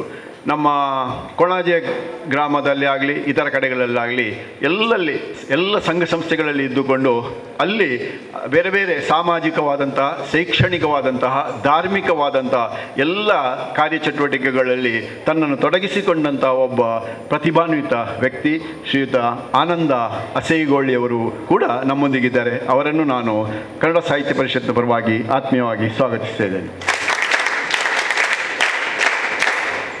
ನಮ್ಮ ಉಳ್ಳಾಲ ಕನ್ನಡ ಸಾಹಿತ್ಯ ಪರಿಷತ್ತಿನ ವಿವಿಧ ಗ್ರಾಮಗಳಲ್ಲಿ ಸಂಚಾಲಕರಿದ್ದಾರೆ. ಈ ಸೋಮೇಶ್ವರ ಗ್ರಾಮದ ಸಂಚಾಲಕರು ಅಂದರೆ ನಮ್ಮ ಪುಷ್ಕಳ್ ಕುಮಾರ್ ಅವರನ್ನು ನಾನು ಯಾವಾಗಲೂ ಸಕಲ ಕಲಾವಲ್ಲಭ ಅಂತ ಹೇಳೋದು. ಸಕಲ ಕಲಾವಲ್ಲಭ ಅಂದರೆ ಅವರು ಹರಿದಾಸರಾಗಿ, ಸಂಗೀತಗಾರರಾಗಿ, ಭಾಗವತರಾಗಿ, ಮಿಮಿಕ್ರಿ ಮಾಡೋದು, ಯಾವುದೇ ಒಂದು ತಗೊಳ್ಳಿ ಅದು ಅವರಿಗೆ ಗೊತ್ತಿಲ್ಲ ಅಂತ ಇಲ್ಲ. ಅವರನ್ನು ನಾವು ಯಾವಾಗಲೂ ಆಪದ್ ಬಾಂಧವ ಅಂತ ಹೇಳುವುದು. ಯಾಕೆ ಅಂತ ಆಪದ್ ಬಾಂಧವ ಅಂತ ಯಾಕೆ ಹೇಳುವುದು ಅಂದರೆ, ಯಾವುದೇ ಒಂದು ಕಾರ್ಯಕ್ರಮ ಇರಲಿ, ಎಲ್ಲಿಯಾದರೂ ಪ್ರಾರ್ಥನೆಗೆ ಜನ ಇಲ್ಲ ಅಂತಂದರೆ ಕೂಡಲೇ ರೆಡಿಯಾಗಿರ್ತಾರೆ. ಏನಾದರೂ ಅಲ್ಲಿ ಆ ಒಂದು ಇದರಲ್ಲಿ MC ಮಾಡಬೇಕು, ಕಾರ್ಯಕ್ರಮ ಮಾಡಬೇಕು ಅಂತಾಗಿದ್ದರೆ, ಕಾರ್ಯಕ್ರಮ ನಿರ್ವಹಣೆ ಮಾಡಬೇಕಾಗಿದ್ದರೆ ಜನ ಇಲ್ಲ ಅಂತಂದರೆ ಕೂಡಲೇ ಅವರಿಗೆ ತಯಾರಿ ಮಾಡಬೇಕಂತ ಇಲ್ಲ. ಅಂತಹ ಒಂದು ಒಳ್ಳೆಯ ಪ್ರತಿಭೆ ಇದ್ದವರು ತೋನ್ಸೆ ಪುಷ್ಕಳ್ ಕುಮಾರ್ ಅಂತ. ತೋನ್ಸೆ ಕುಟುಂಬವೇ ಹಾಗೆ, ಅದು ದೊಡ್ಡ ಒಂದು ಕಲಾಕ್ಷೇತ್ರಕ್ಕೆ ಅವರ ಕೊಡುಗೆ ಬಹಳ ದೊಡ್ಡದವರು. ಅದರಲ್ಲಿ ಹುಟ್ಟಿ ಬೆಳೆದಂಥವರು ಯಾರು? ತೋನ್ಸೆ ಪುಷ್ಕಳ್ ಕುಮಾರ್ ಅವರು. ಯಾರಿಗವರ ಪರಿಚಯ ಇಲ್ಲದವರು ಯಾರೂ ಇಲ್ಲ. ಅವರು ಈ ಕನ್ನಡ ಸಾಹಿತ್ಯ ಪರಿಷತ್ತಿನ ಒಬ್ಬ ಸಂಚಾಲಕರಾಗಿ ಕೆಲಸ ಮಾಡ್ತಾ ಇದ್ದಾರೆ. ಇದೀಗ ಸೋಮೇಶ್ವರದಲ್ಲಿ ಕೂಡ ಒಂದು ಒಳ್ಳೆಯ ಕಾರ್ಯಕ್ರಮ ನಡೆಸಿಕೊಡಲಿಕ್ಕೆ ಎಲ್ಲ ರೀತಿಯ ವ್ಯವಸ್ಥೆಗಳನ್ನು ಅವರು ಮಾಡಿದ್ದಾರೆ. ಮುಖ್ಯವಾಗಿ ಒಬ್ಬ ಸಂಗೀತಗಾರರಾಗಿ ಅವರೊಟ್ಟಿಗೆ ಸಂಗೀತ ಕಲಾವಿದರೆಲ್ಲ ಹಿಂಬದಿಯಲ್ಲಿ ಕೂತಿದ್ದಾರೆ ನೋಡಿ. ಎಂತೆಂಥ ಕಲಾವಿದರು ಗೊತ್ತುಂಟು ಅವರೆಲ್ಲ. ಈಗ ಇಲ್ಲಿ ತಬ್ಲಾ, ಹಾರ್ಮೋನಿಯಂ ಅದು ಇದೆಲ್ಲ ಬಾರಿಸಿದಾರಲ್ಲ, ಅವರು ದೊಡ್ಡ ದೊಡ್ಡ ಸಂಗೀತ ಕಾರ್ಯಕ್ರಮಗಳನ್ನು ನಡೆಸಿಕೊಡುವವರು. 1,000 ಜನಗಳಿರತಕ್ಕಂತಹ ಒಂದು ಜಾಗದಲ್ಲಿ ಅಂತಹ ಕಲಾವಿದರು ಇಂಥ ಜಾಗಕ್ಕೆಲ್ಲ ಬಂದು ಇಂತಹ ಒಂದು ಸೇವೆ ಮಾಡಬೇಕಾಗಿದ್ದರೆ ಅದಕ್ಕೆ ಮುಖ್ಯ ಕಾರಣ ಯಾರು? ತೋನ್ಸೆ ಪುಷ್ಕಳ್ ಕುಮಾರ್ ಅವರು. ಅವರನ್ನು ನಿಜವಾಗಿ ತಾವೆಲ್ಲರೂ ಕೂಡ ಒಂದು ಚಪ್ಪಾಳೆಯೊಂದಿಗೆ ಅಭಿನಂದಿಸಬೇಕು ಅಂತ ನಾನು ನಿಮ್ಮಲ್ಲಿ ವಿನಂತಿಸ್ತೇನೆ. ಅವರನ್ನು ಉಳ್ಳಾಲ ಕನ್ನಡ ಸಾಹಿತ್ಯ ಪರಿಷತ್ತಿನ ಪರವಾಗಿ ಆತ್ಮೀಯವಾಗಿ ಸ್ವಾಗತಿಸ್ತಾ ಇದ್ದೇನೆ. ಇನ್ನು ಇಲ್ಲಿ ಈ ಒಂದು ವಿದ್ಯಾಸಂಸ್ಥೆಯ ಅಧ್ಯಾಪಕರೆಲ್ಲ ಇದ್ದೀರಿ. ಮುಖ್ಯವಾಗಿ ಕನ್ನಡ ಪ್ರಾಧ್ಯಾಪಕರಿದ್ದಾರೆ. ಅವರು ಈ ಒಂದು ಕಾರ್ಯಕ್ರಮಕ್ಕೆ ಬಹಳಷ್ಟು ಸಹಕರಿಸ್ತಾ ಇದ್ದಾರೆ. ಉಳಿದ ಪ್ರಾಧ್ಯಾಪಕರು ಕೂಡ ಸಹಕರಿಸ್ತಾ ಇದ್ದಾರೆ. ಎಲ್ಲ ಪರಿಜ್ಞಾನ ಕಾಲೇಜಿನ ಎಲ್ಲ ಪ್ರಾಧ್ಯಾಪಕ ಮಿತ್ರರನ್ನು ನಾನು ಈ ಸಂದರ್ಭದಲ್ಲಿ ಕನ್ನಡ ಸಾಹಿತ್ಯ ಪರಿಷತ್ನ ಪರವಾಗಿ ಆತ್ಮೀಯವಾಗಿ ಸ್ವಾಗತಿಸ್ತಾ ಇದ್ದೇನೆ. ಇನ್ನು ಈ ಒಂದು ನೀವೆಲ್ಲ ಭಾವಿ ಜನಾಂಗ ಅಂದರೆ ಎಂಥದ್ದು? ಮುಂದಿನ ದೇಶದ ಸತ್ಪ್ರಜೆಗಳಾಗುವಂತಹ ಅವರು. ನಿಮಗೆ ತುಂಬ ಜವಾಬ್ದಾರಿ ಉಂಟು. ನೀವೆಲ್ಲ ಈ ಹಾಲ್ನಲ್ಲೆಲ್ಲ ಕೂತಿದ್ದೀರಲ್ಲ, ಈ ಒಳ್ಳೆಯ ಕಾರ್ಯಕ್ರಮವನ್ನು ವೀಕ್ಷಿಸಬೇಕು. ಇದರಲ್ಲಿ ಏನು ಒಳ್ಳೆಯ ವಿಚಾರಗಳು ಸಿಗ್ತದೆ, ಅದನ್ನು ನಿಮ್ಮ ಮುಂದಿನ ಜೀವನದಲ್ಲಿ ಮೈಗೂಡಿಸಿಕೊಳ್ಳಬೇಕು ಎನ್ನುವಂಥ ಮಾತಿನೊಂದಿಗೆ ನಿಮ್ಮೆಲ್ಲರನ್ನು ನಾನು ಈ ಸಂದರ್ಭದಲ್ಲಿ ಕನ್ನಡ ಸಾಹಿತ್ಯ ಪರಿಷತ್ತಿನ ಪರವಾಗಿ ಆತ್ಮೀಯವಾಗಿ ಸ್ವಾಗತಿಸ್ತಾ ಇದ್ದೇನೆ. ನಮ್ಮ ಈ ಒಂದು ಕಾರ್ಯಕ್ರಮದಲ್ಲಿ ಮಾಧ್ಯಮ ಮಿತ್ರರು, ನನ್ನ ಬಹಳ ಆತ್ಮೀಯರು, ಪೊಸಕುರಲೆ ಎನ್ನುವಂಥದ್ದು ಉಳ್ಳಾಳ ಈ ಭಾಗದಲ್ಲಿ ಬಹಳ ಹೆಸರು ಪಡೆದಂಥ ಒಂದು ಚಾನೆಲ್ ಅದು ಪೊಸಕುರಲೆ. ಬಹಳಷ್ಟು ಇಡೀ ಎಲ್ಲ ಕಡೆಗೂ ಕೂಡ ಇಂಥ ಕಾರ್ಯಕ್ರಮವನ್ನು ಬಿತ್ತರಿಸುವುದು ಮಾತ್ರ ಅಲ್ಲ, ಅದರ ನಿರ್ದೇಶಕರು ನಮ್ಮ ವಿದ್ಯಾಧರ್ ಶೆಟ್ಟರು, ಒಳ್ಳೆಯ ಯಕ್ಷಗಾನ ಕಲಾವಿದರು, ಅವರು ಒಳ್ಳೆಯ ಮಾತುಗಾರರು, ವಿಮರ್ಶಕರು, ಅವರು ಕೂಡ ಒಳ್ಳೆಯ ಪ್ರತಿಭಾನ್ವಿತ ವ್ಯಕ್ತಿ. ವಿದ್ಯಾಧರ್ ಶೆಟ್ಟಿಯವರು ಈ ಒಂದು ಕಾರ್ಯಕ್ರಮದಲ್ಲಿ ಉಪಸ್ಥಿತರಿದ್ದಾರೆ. ಅವರನ್ನು ನಾನು ಈ ಸಂದರ್ಭದಲ್ಲಿ ಕನ್ನಡ ಸಾಹಿತ್ಯ ಪರಿಷತ್ತಿನ ಪರವಾಗಿ ಆತ್ಮೀಯವಾಗಿ ಸ್ವಾಗತಿಸುತ್ತಾ ಈ ಒಂದು ಸ್ವಾಗತ ಕಾರ್ಯಕ್ರಮದಲ್ಲಿ ಮುಕ್ತಾಯಗೊಳಿಸಿದ್ದೀನಿ. ನಮಸ್ಕಾರ. ಒಂದು ಕಾಲೇಜಿನಲ್ಲಿ ಕಾರ್ಯಕ್ರಮ ಆಗ್ತಾ ಉಂಟು. ಅದರ ಜೊತೆಗೆ ಒಂದು ರಾಮಕೃಷ್ಣ ಹೈಸ್ಕೂಲಿನ HM ಆಗಿ ದುಡಿದು ನಿವೃತ್ತರಾದವರು, ಅನೇಕ ಸಂಘ ಸಂಸ್ಥೆಗಳಲ್ಲಿ ದುಡಿಯುತ್ತಿರುವವರು ರವೀಂದ್ರ ರೈ ಕಲ್ಲಿಮಾರು ಎಷ್ಟು ಬೇಕೋ ಅಷ್ಟು ಪರಿಚಯಗಳನ್ನೆಲ್ಲ ನೀಡಿ ನಿಮ್ಮನ್ನೆಲ್ಲ ಸ್ವಾಗತಿಸಿದ್ದಾರೆ. ಹಾಗೆ ಮಾಧ್ಯಮ ಬಂಧುಗಳನ್ನು, ಪೊಸಕೂರು ವಿದ್ಯಾಧರ್ ಶೆಟ್ಟಿಯವರನ್ನು, ಕಲಾವಿದರಾಗಿ ಇವತ್ತು ವಿಶೇಷವಾಗಿ ಆಗಮಿಸಿದಂಥ ಸತೀಶ್ ಸುರತ್ಕಲ್, ಗಣೇಶ್ ನವಗಿರಿ, ದೀಪಕ್ ರಾಜ್ ಉಳ್ಳಾಲ್, ಹಾಗೆ ಕುಮಾರಿ ಪಲ್ಲವಿ ಪ್ರಭು ಇವರಿಂದ ದೇಶಭಕ್ತಿ ಗೀತೆಯ ಕಾರ್ಯಕ್ರಮದಲ್ಲಿ ಮತ್ತೆ ಅವರು ಭಾಗವಹಿಸಲಿಕ್ಕಿದ್ದಾರೆ. ಎಲ್ಲರನ್ನು ಮತ್ತೊಮ್ಮೆ ನಾನು ಸ್ವಾಗತಿಸಿ ಕಾರ್ಯಕ್ರಮವನ್ನು ಮುಂದುವರಿಸ್ತಾ ಇದ್ದೇವೆ. ಇದೀಗ ದೀಪ ಪ್ರಜ್ವಲನೆಯ ಮೂಲಕ ಉದ್ಘಾಟನೆಗಿಂತ ಮೊದಲು ನಮ್ಮದಾದಂಥ ಒಂದು ಕಿರು ಸ್ಮರಣಿಕೆಯ ಮೂಲಕವಾಗಿ ಅವರನ್ನು ಸ್ವಾಗತಿಸ್ತಾ ಇದ್ದೇವೆ. ಪುಸ್ತಕ, ಪುಷ್ಪ ಹಾಗೂ ಕನ್ನಡ ಶಾಲು ಮೂಲಕ. ಇದನ್ನು ನಮ್ಮ ಅಧ್ಯಕ್ಷರು ಶ್ರೀ ಧನಂಜಯ ಕುಂಬಳೆ ಹಾಗೆ ಕಾರ್ಯದರ್ಶಿಯವರು ರವೀಂದ್ರ ರೈ ಕಲ್ಲಿಮಾರಿ ಇವರಲ್ಲಿ ನೆರವೇರಿಸಿಕೊಡ್ಬೇಕಂತ ವಿನಂತಿ.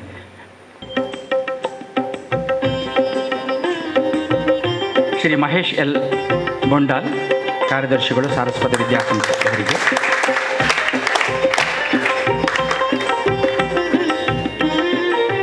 ಹಾಗೆ ನಮ್ಮ ಉಪನ್ಯಾಸಕರು ಡಾಕ್ಟರ್ ಚೇತನ್ ಸೋಮೇಶ್ವರ, ಸಹ ಪ್ರಾಧ್ಯಾಪಕರು, ಸರ್ಕಾರಿ ಪ್ರಥಮ ದರ್ಜೆ ಕಾಲೇಜು ಬೆಳ್ತಂಗಡಿ. ಹಾಗೆ ಇನ್ನೋರ್ವರು ಶ್ರೀ ಮತ್ತಾಡಿ, ಮುಖ್ಯಾಧಿಕಾರಿಗಳು, ಪುರಸಭೆ ಸೋಮೇಶ್ವರ.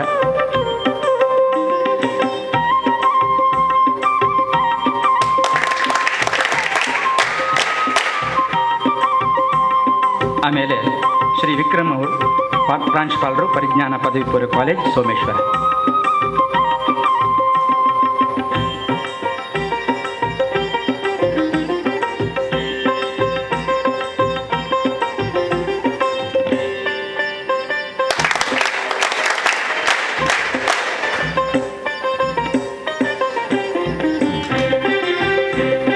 ಆನಂದ ಸೇಗೋಲಿ ಅವರು ನಮ್ಮ ಸಾಹಿತ್ಯ ಪರಿಷತ್ನವರೇ.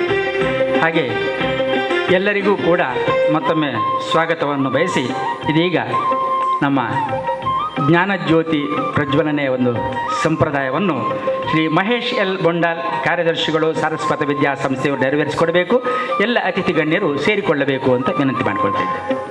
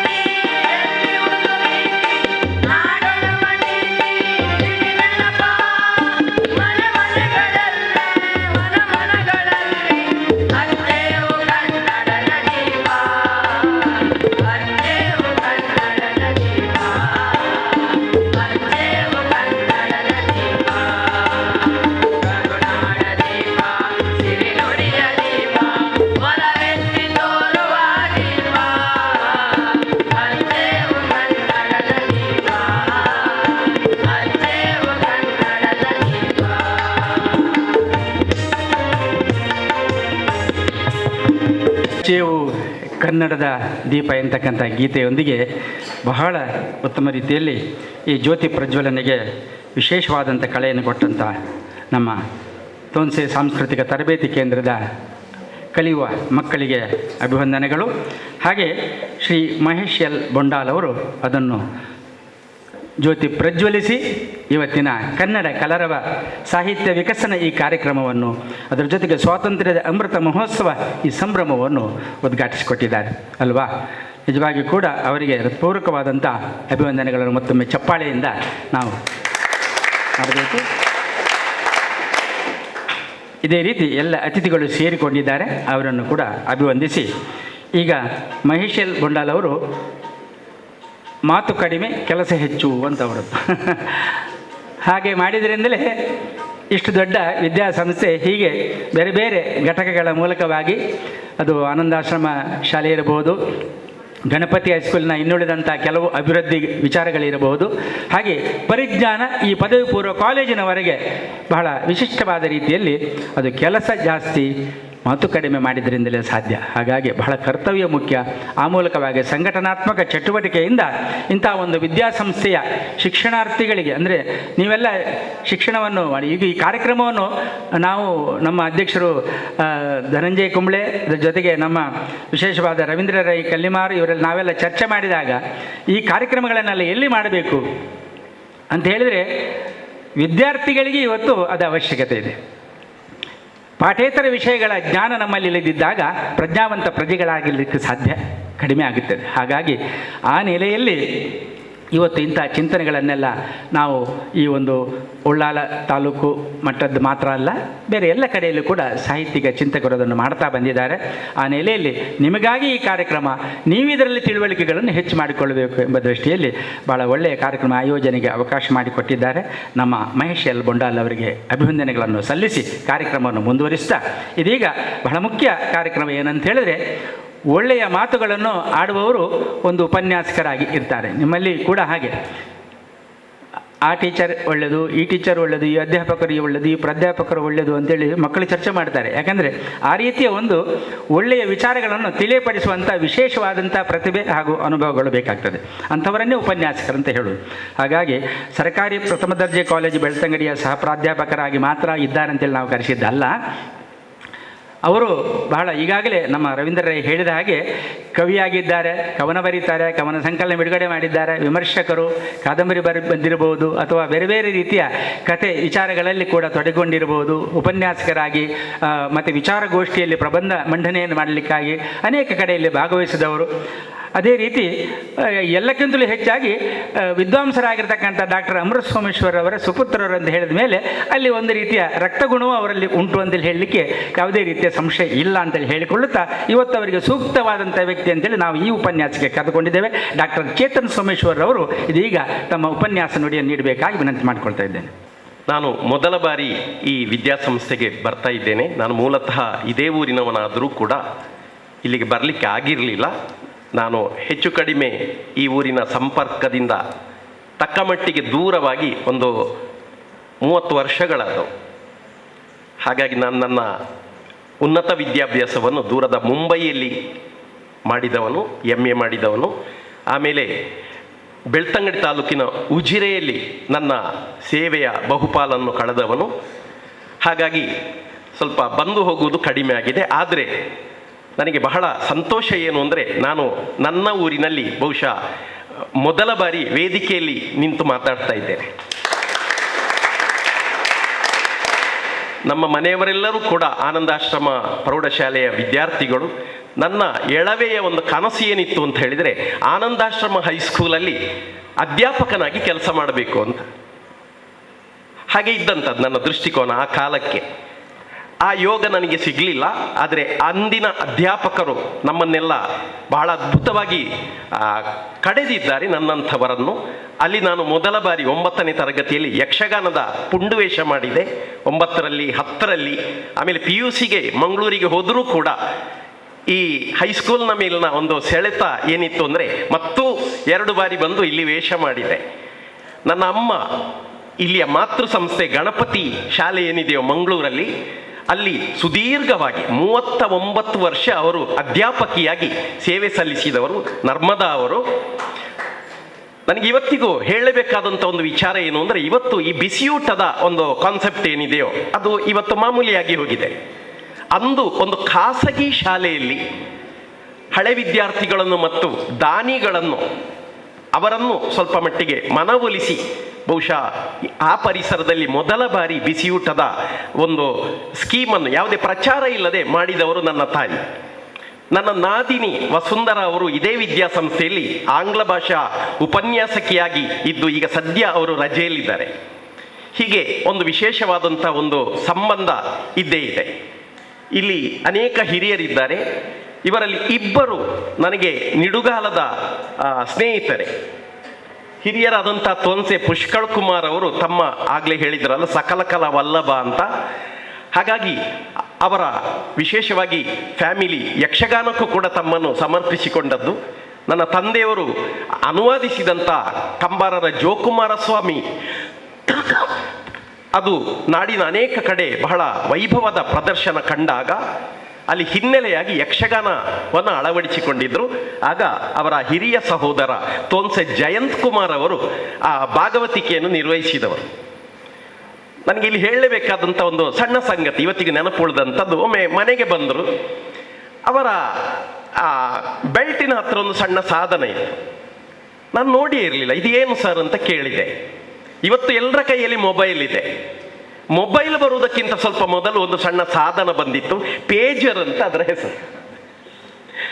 ಆ ಪೇಜರ್ ಮೂಲಕ ಅವರು ಈ ಆರ್ಕೆಸ್ಟ್ರಾ ಈಗಲೂ ಆಕ್ಟಿವ್ ಆಗಿ ಅವರು ನಿವೃತ್ತರಾಗಿ ಬಹುಕಾಲ ಸಂದಿದ್ದರೂ ಕೂಡ ಚಿರ ಯುವಕನಾಗಿ ಕ್ರಿಯಾಶೀಲರಾಗಿದ್ದಾರೆ.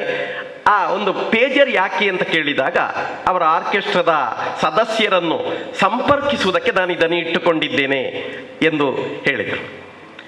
ಧನಂಜಯ ಕುಂಬ್ಳೆಯವರು ಅವರು ಕಾಲೇಜು ದಿನಗಳಲ್ಲಿ ಒಂದು ಕವನ ಸಂಕಲನವನ್ನು ತಂದರು. ಅದು ಅವರದ್ದಲ್ಲ, ಪಾಲ್ಗಡಲ ಮುತ್ತುಗಳು ಅಂತ.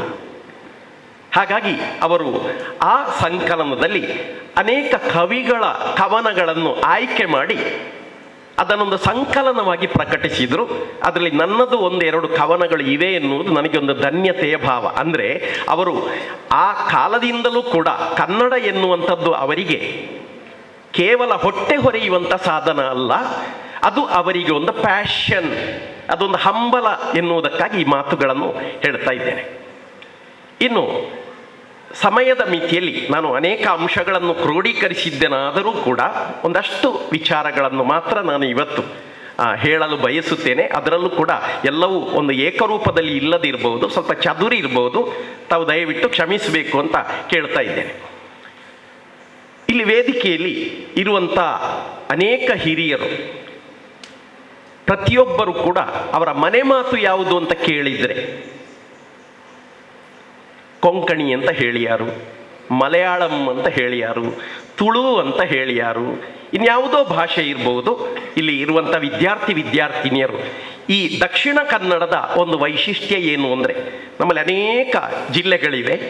ದಕ್ಷಿಣ ಕನ್ನಡ ಮತ್ತು ಉತ್ತರ ಕನ್ನಡ ಎನ್ನುವ ಜಿಲ್ಲೆಗಳ ಹೆಸರಲ್ಲಿ ಕನ್ನಡ ಎನ್ನುವಂಥದ್ದು ಜೊತೆಯಾಗಿ ಇದೆಯಲ್ಲ. ಆದರೆ ಈ ಎರಡೂ ಜಿಲ್ಲೆಗಳ ವೈಶಿಷ್ಟ್ಯ ಏನು ಅಂದರೆ, ಇವು ಕೇವಲ ಒಂದು ಭಾಷೆಗೆ ಸೀಮಿತವಾಗಿಲ್ಲ.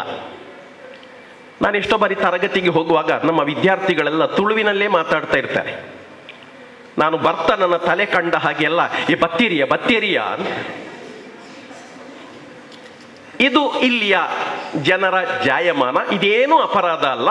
ಯಾಕೆಂದರೆ ಕನ್ನಡ ಎನ್ನುವಂಥದ್ದು ಇಲ್ಲಿಗೆ ಹೊಸದಾಗಿ ಹೊರಗಿನಿಂದ ಬಂದ ಭಾಷೆ.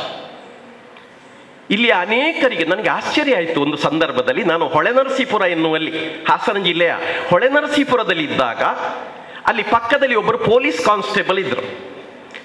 ಅವರ ಹೆಂಡತಿಗೆ ಬರುವ ಜಗತ್ತಿನ ಒಂದೇ ಒಂದು ಭಾಷೆ ಕನ್ನಡ ಮಾತ್ರ. ಅದೇ ವಠಾರದಲ್ಲಿ ಕೆಳಗೆ ಒಂದು ಫ್ಯಾಮಿಲಿ ಇತ್ತು. ಅವರು ನಮ್ಮ ಕೈಕಂಬ ಗುರುಪುರದ ಹಿರಿಯರು, ಗಂಡ ಹೆಂಡತಿ. ಅವರ ಮಗಳು ಅಲ್ಲಿ ನರ್ಸ್ ಆಗಿದ್ದರು, ವಿಜಯ ಅಂತ. ಈ ವಿಜಯನ ಅಮ್ಮ ಮತ್ತು ಈ ಪೊಲೀಸರ ಹೆಂಡತಿ ಮೆಟ್ಟಲಲ್ಲಿ ಕೂತು ಬೆಳಿಗ್ಗಿಂದ ಸಂಜೆವರೆಗೆ ಪಂಚಾಯತಿಗೆ ಮಾಡ್ತಾ ಇದ್ರು. ನೋಡಿದ್ರೆ ನನಗೆ ಆಶ್ಚರ್ಯ ಆಗಿ ಹೋಯಿತು. ಹಾಸನದ ಹೆಂಗಸರು ಕನ್ನಡದಲ್ಲಿ ಮಾತಾಡ್ತಾ ಇದ್ದಾರೆ. ಅದಕ್ಕೆ ತಲೆಯಾಡಿಸಿ ಉತ್ತರ ಕೊಡ್ತಾ ಇರುವವ ನಮ್ಮ ಕೈಕಂಬ ಗುರುಪುರದ ಮಹಿಳೆ ಅಜ್ಜಿ ತುಳುವಿನಲ್ಲಿ ಮಾತಾಡ್ತಾ ಇದ್ದಾರೆ. ಯಾಕೆಂದ್ರೆ ಅವರಿಗೆ ಕನ್ನಡ ಬರುವುದೇ ಇಲ್ಲ. ನಮ್ಮ ಹಳ್ಳಿಗಳಲ್ಲಿರುವ ಅನೇಕ ಹಳೆಯ ತಲೆಮಾರಿನವರು ಕನ್ನಡ ಗೊತ್ತಿಲ್ಲದ ತುಳುವರು. ಹಾಗಾಗಿ ತುಳು ಸಂಸ್ಕೃತಿ, ತುಳುವಿನ ದೈವಗಳ ಆರಾಧನೆ ಅದು ಇಲ್ಲಿಯ ಮೂಲಭೂತವಾದಂಥ ವಿಚಾರ. ಕನ್ನಡ ಆ ಬಳಿಕ ಬಂದದ್ದು. ಬಹುಶಃ ಇಕ್ಕೇರಿ, ಕೆಳದಿ, ವಿಜಯನಗರ ಈ ಸಾಮ್ರಾಜ್ಯಗಳು ಇಲ್ಲಿಯ ಅರಸರು ತುಂಡರಸರಾಗಿದ್ದರು, ಕಪ್ಪ ಕಾಣಿಕೆ ಕೊಡ್ತಾ ಇದ್ರು. ವಿಶೇಷ ಅಂದರೆ ನಾವು ಹೀಗೆ ಒಂದು ಹಿನ್ನೆಲೆ ಉಳ್ಳವರಾಗಿದ್ದರು. ಒಮ್ಮೆ ಹಾಗೆ ಆಯಿತು. ಒಂದು 2-3 ಹೆಣ್ಣು ಮಕ್ಕಳು ಅವರು ಬ್ಯಾರಿ ಸಮುದಾಯಕ್ಕೆ ಸೇರಿದವರು. ಯಾವುದೋ ಕಾರಣಕ್ಕೆ ಪೇರೆಂಟ್ಸನ್ನು ಕರೆಸಬೇಕಾಯಿತು. ತಾಯಂದಿರು ಬಂದಿದ್ದಾರೆ. ಅಷ್ಟೊತ್ತಿಗೆ ಪ್ರಿನ್ಸಿಪಾಲ್ರು ಓಡಿಕೊಂಡು ಬಂದರು. ಅಯ್ಯೋ, ಈಗ ಏನು ಮಾಡೋದು ಸರ್, ಅವರಿಗೆ ಕನ್ನಡ ಬರುವುದಿಲ್ಲ, ಯಾರಾದ್ರು ಬ್ಯಾರಿ ಭಾಷೆ ಮಾತಾಡುವರು ಇದ್ದಾರಾ ಅಂತ ಕೇಳಿದರೆ ಒಬ್ಬರು ಕ್ರಿಶ್ಚಿಯನ್ ಅಧ್ಯಾಪಕರು, ಆಂಟನಿ ಅಂತ ಅವರ ಹೆಸರು, ಅವರು ಹೇಳಿದರು ನನಗೆ ಬ್ಯಾರಿ ಭಾಷೆ ಬರ್ತದೆ. ಅವರು ಆ್ಯಕ್ಚುಲಿ ಮಲಯಾಳಿ ಕ್ರಿಶ್ಚಿಯನ್, ಕೊಚ್ಚಿ ಕ್ರಿಶ್ಚಿಯನ್. ಅವರ ಹಿರಿಯರು ಇಲ್ಲಿ ಬಂದು 60 ವರ್ಷ ಆದದ್ದಷ್ಟೇ. ನೋಡಿ, ಒಬ್ಬ ಮಲಯಾಳ ಮಾತಾಡುವ, ಕೆಲವರ ಪ್ರಕಾರ ಶುದ್ಧ ಮಲಯಾಳ ಮಾತಾಡುವ, ಎಲ್ಲವೂ ಶುದ್ಧವೇ, ಅಶುದ್ಧ ಅಂತ ಯಾವುದೂ ಇಲ್ಲ, ಶುದ್ಧ ಮಲಯಾಳ ಮಾತಾಡುವಂಥ ಒಬ್ಬ ಕ್ರಿಶ್ಚಿಯನ್ ಅಧ್ಯಾಪಕರು ಬ್ಯಾರಿ ಸಮುದಾಯದ ಹೆಂಗಸಿನ ಜೊತೆಗೆ ಬ್ಯಾರಿ ಭಾಷೆಯಲ್ಲಿ ಮಾತಾಡಿ ಸಮಸ್ಯೆಯನ್ನು ಪರಿಹರಿಸಬೇಕಾಯಿತು.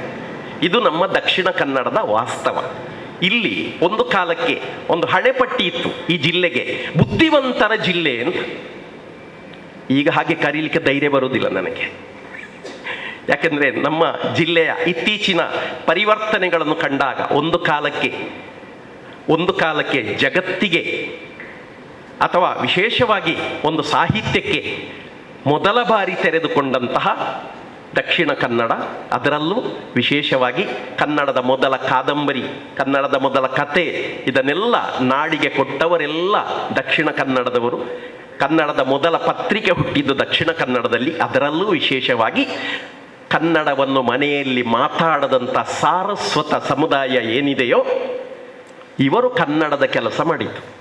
ತರಂಗ ಪತ್ರಿಕೆ, ವಾರಪತ್ರಿಕೆ, ಈ ತರಂಗ ವಾರಪತ್ರಿಕೆ ಗುಲ್ವಾಡಿ ಫ್ಯಾಮಿಲಿ ಅವರು ಸಾರಸ್ವತರು. ಇಲ್ಲಿ ನಿಂತಿರುವಂಥ ಒಬ್ಬ ಸಾಮಾನ್ಯ ವ್ಯಕ್ತಿಯಾದ ನನ್ನ ಬಗ್ಗೆ ಬಹಳ ಉದಾರವಾದ ಮಾತುಗಳನ್ನು ಅವರು ಆಡಿದ್ದಾರೆ. ಅದನ್ನು ನೀವು ಸೀರಿಯಸ್ ಆಗಿ ದಯವಿಟ್ಟು ತಗೊಳ್ಬೇಡಿ.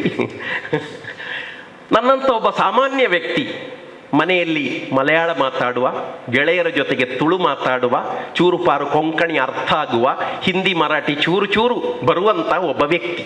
ಇದು ಕನ್ನಡತನ.